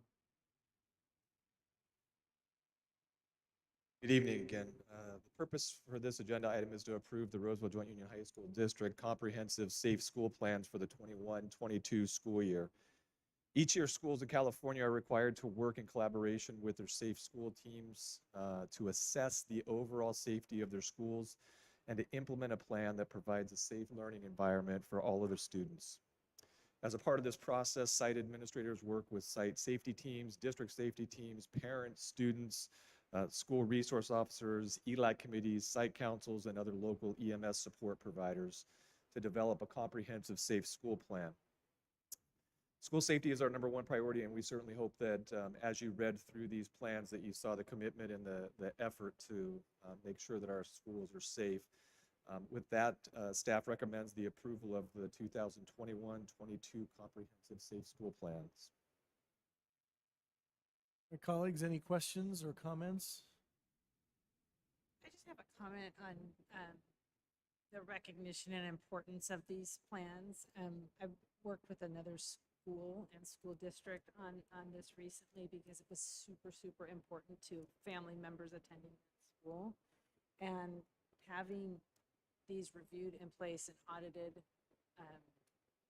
it's important to a lot of people. And it certainly was with these couple of families I was working with. Not, again, not in our district, but a lot of work goes into them. There's a lot of pages here. What I hope you So- guys will see by next year is that all of our plans will be aligned to APs that have been working on this. We've all agreed that all of them need to be pretty much identical except for the name of the school and maybe some of the maps, obviously, because the campuses are different. But otherwise, we want to make sure that if a teacher moves from one site to another site, that there is absolutely no difference. If somebody happened to be on another site, that they would know exactly what the process is for whatever emergency is going on. So a lot of work from the APs on all of these plans. And you don't know you need them until you need them. At the time you need them, you just hope that you don't go into crisis and all of a sudden go over the plan. So thank you. That's all I have to say. I just wanted to acknowledge, I know I made a lot of comments on these last year, and I think I can see some changes that were made, and I appreciate sort of the streamlining and looking forward to that continued movement in that direction. Yeah, but before we do that, let's, Beth and then Cynthia Connor. Yeah. Hey, Oh, yeah. I deeply regret waiting until 6.4. I think I might be tertiarily connected to this. It's about something a little different, but it is related to safety. So, thanks. So my name's Seth DeMant. I teach at Antelope High School. I was there moments ago. Tino missed the 5 clubs that I'm part of. And so I don't know you guys at all, and so I'm gonna just ask for a little bit of trust here. Trust me when I say there's just nothing in the world I care more about than my job, save for my wife. Right into the microphone. I got one on a necklace at school. I kind of consider it a sacred duty, right? We get to teach students to believe in themselves at a time where the world teaches them that they should, right? And I take that very seriously. But there are people in the room who actually I don't have to ask for trust, who I think and I hope I have earned the respect and trust already. So Mr. Becker, Dr. Moore, Mr. Basham, Mr. Hasty, you know me. And so I hope when I tell you that students shared something with me very recently that kind of shook me to my core as an educator and what we do at this district, I hope that you listen beyond tonight. So like I said, I'm involved in 5 clubs plus 1 extra, which is the BSU. And very recently they had a community conversation to talk about sort of and celebrate the Black experience on campus and in our district. It was awesome. But one student, when we said, hey, we should go to the board and share these celebrations, stomped us dead in our tracks and said, and I got the quote here, I don't feel safe at the board meetings. If something were to go down, I feel like I'm an easy target. And then all of the students nodded. And it was the worst. The following Tuesday, 2 students came to reiterate the exact same point and say that they felt physically unsafe showing up to these board meetings because of who they were. They then showed me a video of people in yellow hats beating a guy on a bridge in Sacramento. So I'm here today because my students feel unsafe here in the one place they should never feel unsafe. And so Mr. Becker, Mr. Basham, Trustee, Dr. Moore, whatever we do to explain that away, it's not going to change the fact that there aren't voices here that should be here. Because of the groups we've allowed to make their business the business of our students who aren't even part of this district. And so I've watched grown adults shout down kids at these meetings whose only mistake was believing that adults should listen to them. We've missed the forest for the trees, guys. Like truly, we have to do something. If only because I know for a fact those students are watching us right now. And so, to my students, if you don't mind, know this, who you are is awesome. The only reason people try to silence your voice is because they're afraid of its power. And I probably won't be at another board meeting ever because I make it my business to not be in places where my students aren't welcome. So, thanks, guys. Seth.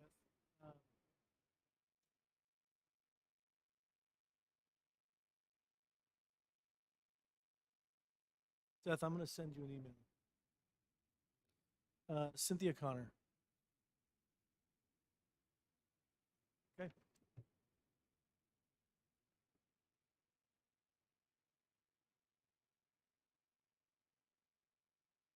Yeah, we need a motion to approve. I move to approve the school safety plans for 21-22. It's moved by Board Member Hirota, seconded by Constant. I don't think we need a roll call for this, do we? All right, all those in favor say aye. Aye. Any opposed? Any abstain? Motion carries.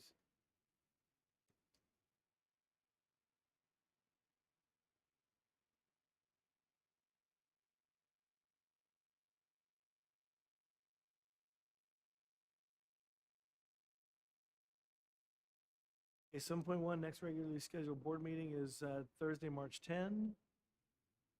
I'm not going to read the pending agenda items. It's lengthy, but you guys can see it there. And board and staff member comments. Yes, I'd like to just share briefly, a lot of great things have been shared. A great presentation tonight on AB. It's nice to celebrate student learning.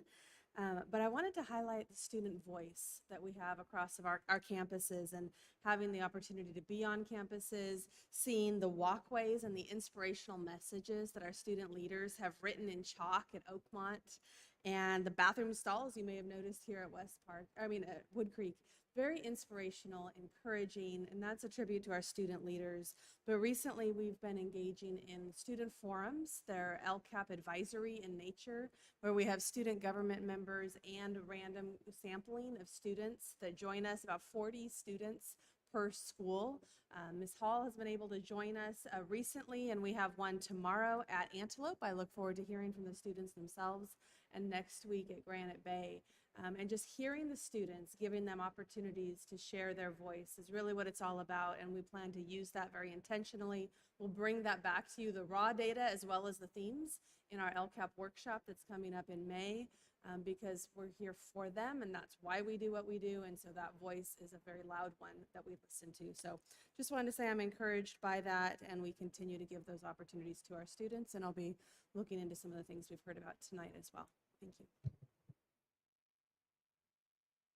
First, I want to thank Brad for Teacher of the Year presentations and setting all that up. I know those plaques have been sitting in your office for a while, and you were ready to deliver them. And I appreciate our Teachers of the Year and their families for being here this evening. Next, couple things. We have a lot of performing art shows that are starting to take place. There's a dance show this weekend at West Park. Jazz, Julie? There's a jazz. The Wood Creek Jazz Festival. And it's just that time of year where there's just a lot of great events going on. Other things, tomorrow night at Golden One Arena, 6 o'clock, Antelope Girls are in the Division II Finals, followed by the Granite Bay Boys, their first time ever in a Division Finals at Golden One. So we have both of our programs going there. Oakmont Cheer, they were the CIF Northern California champions in the game day division for a statewide competition for cheerleading. So that's really cool. Many wrestlers, we got them going. We had a handful of wrestlers going to state this weekend down in Bakersfield. And then really most importantly, I would say, Mr. Tice, is that correct? Appreciate what you brought up today. It's been a struggle for me the last few weeks, but the last 24 hours especially, knowing how many of our Ukrainian families in our district. We have a lot. I had a lot of them in Antelope. And my thoughts and prayers are to them, and then all of our families from the Slavic region who are going to be impacted by this. It's going to impact our community, and that's been personal for me just because I've 10 years I got to meet so many families, and And that just weighs heavy on my mind. So I do appreciate you bringing that to our attention. And my thoughts and prayers are out to those families.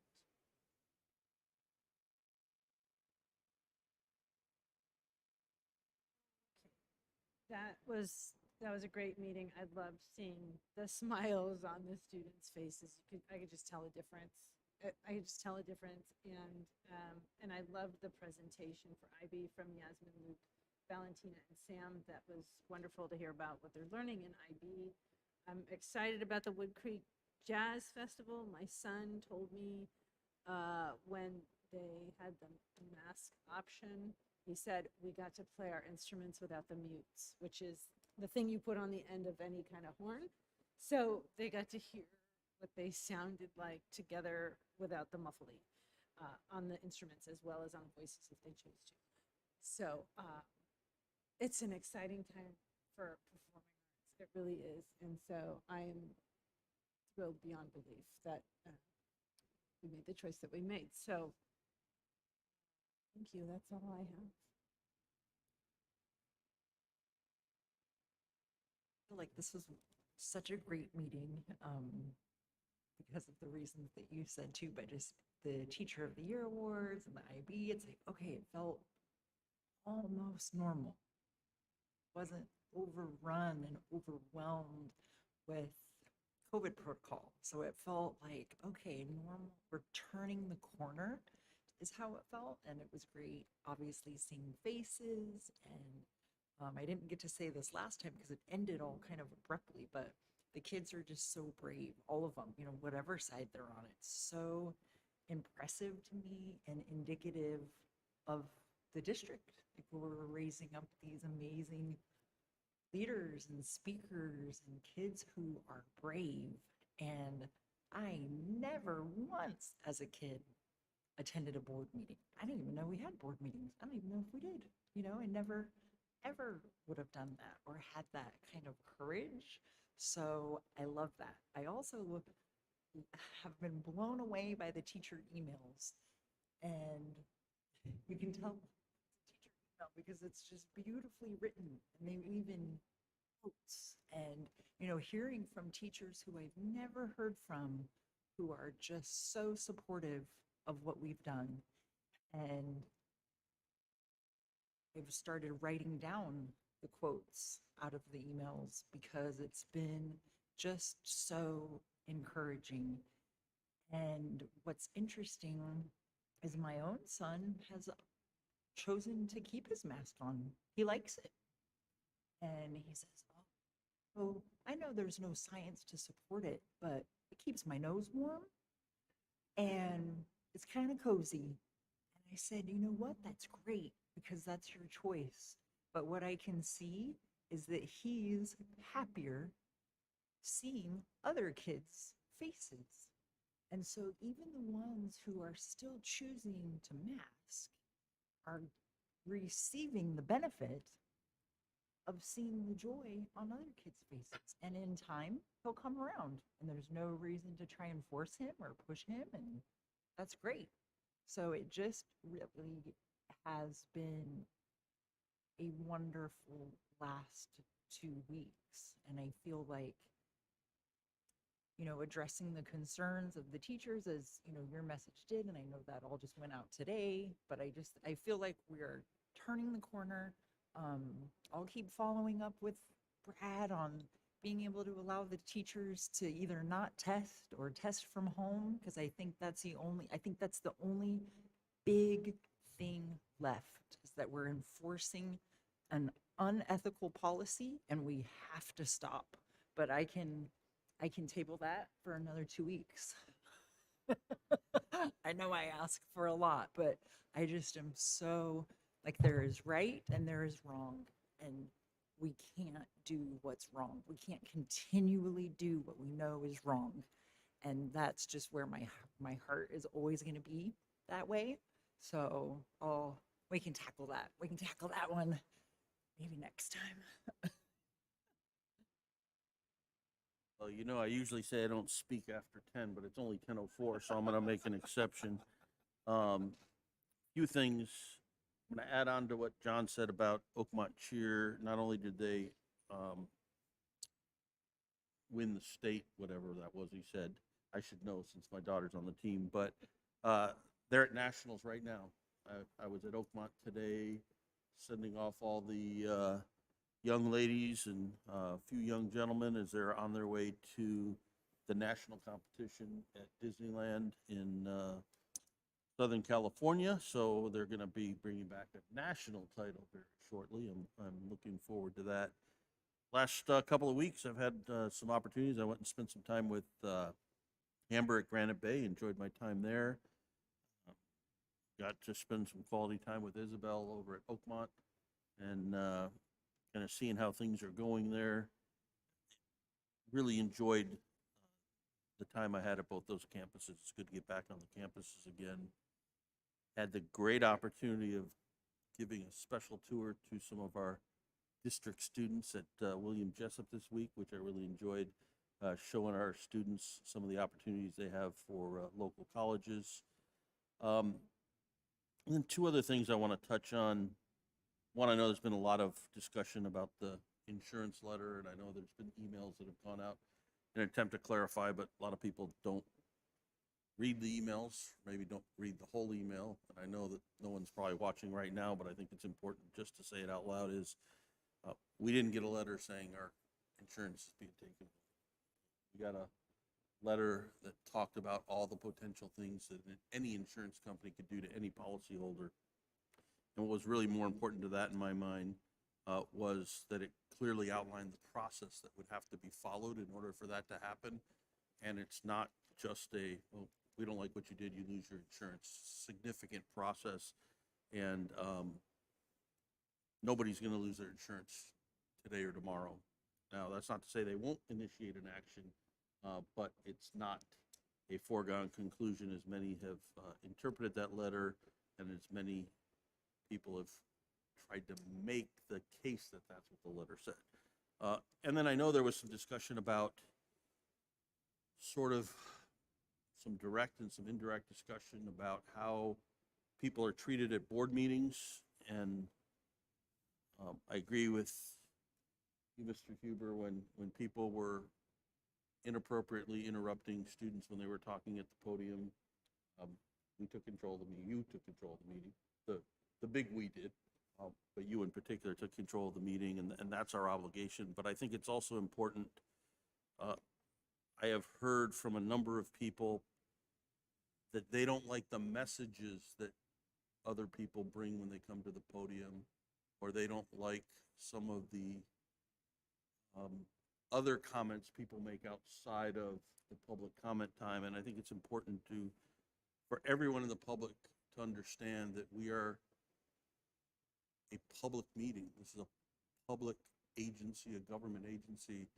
When people come to that podium, if they're talking about a subject that is within our subject matter jurisdiction or an agenda item, we don't get to control their speech. And people will say things that we don't agree with. And people may make gestures we don't agree with, but the law is very clear that their First Amendment rights must be respected by the government. And I hate to admit, but we are the government. And so we have to do that. And that doesn't mean we don't stop disruptive behavior. And I think we have a very good history of stopping disruptive behavior, and I know we will continue to do that. But it's important to know that we are not going to be the arbiter of what is the appropriate speech for people or position for people to be presenting. We may not agree with them, but they have the right to do that. And sometimes it's offensive, and sometimes it offends us, and sometimes it offends others. But I think we have to be conscious of that we have an obligation to make sure that that First Amendment privilege to petition your government is protected. Couple of things I do want to mention, and I know I failed to mention it before, but I'll mention it now for the vast audience that's still here. Joe Landon was appropriately not here tonight, and it was because he was celebrating his wife's birthday, one of our teachers in the district. So happy birthday to Teresa Landon. Joe has been busy at work quite a bit on solving some of the issues that we currently face, as has Rob and Brad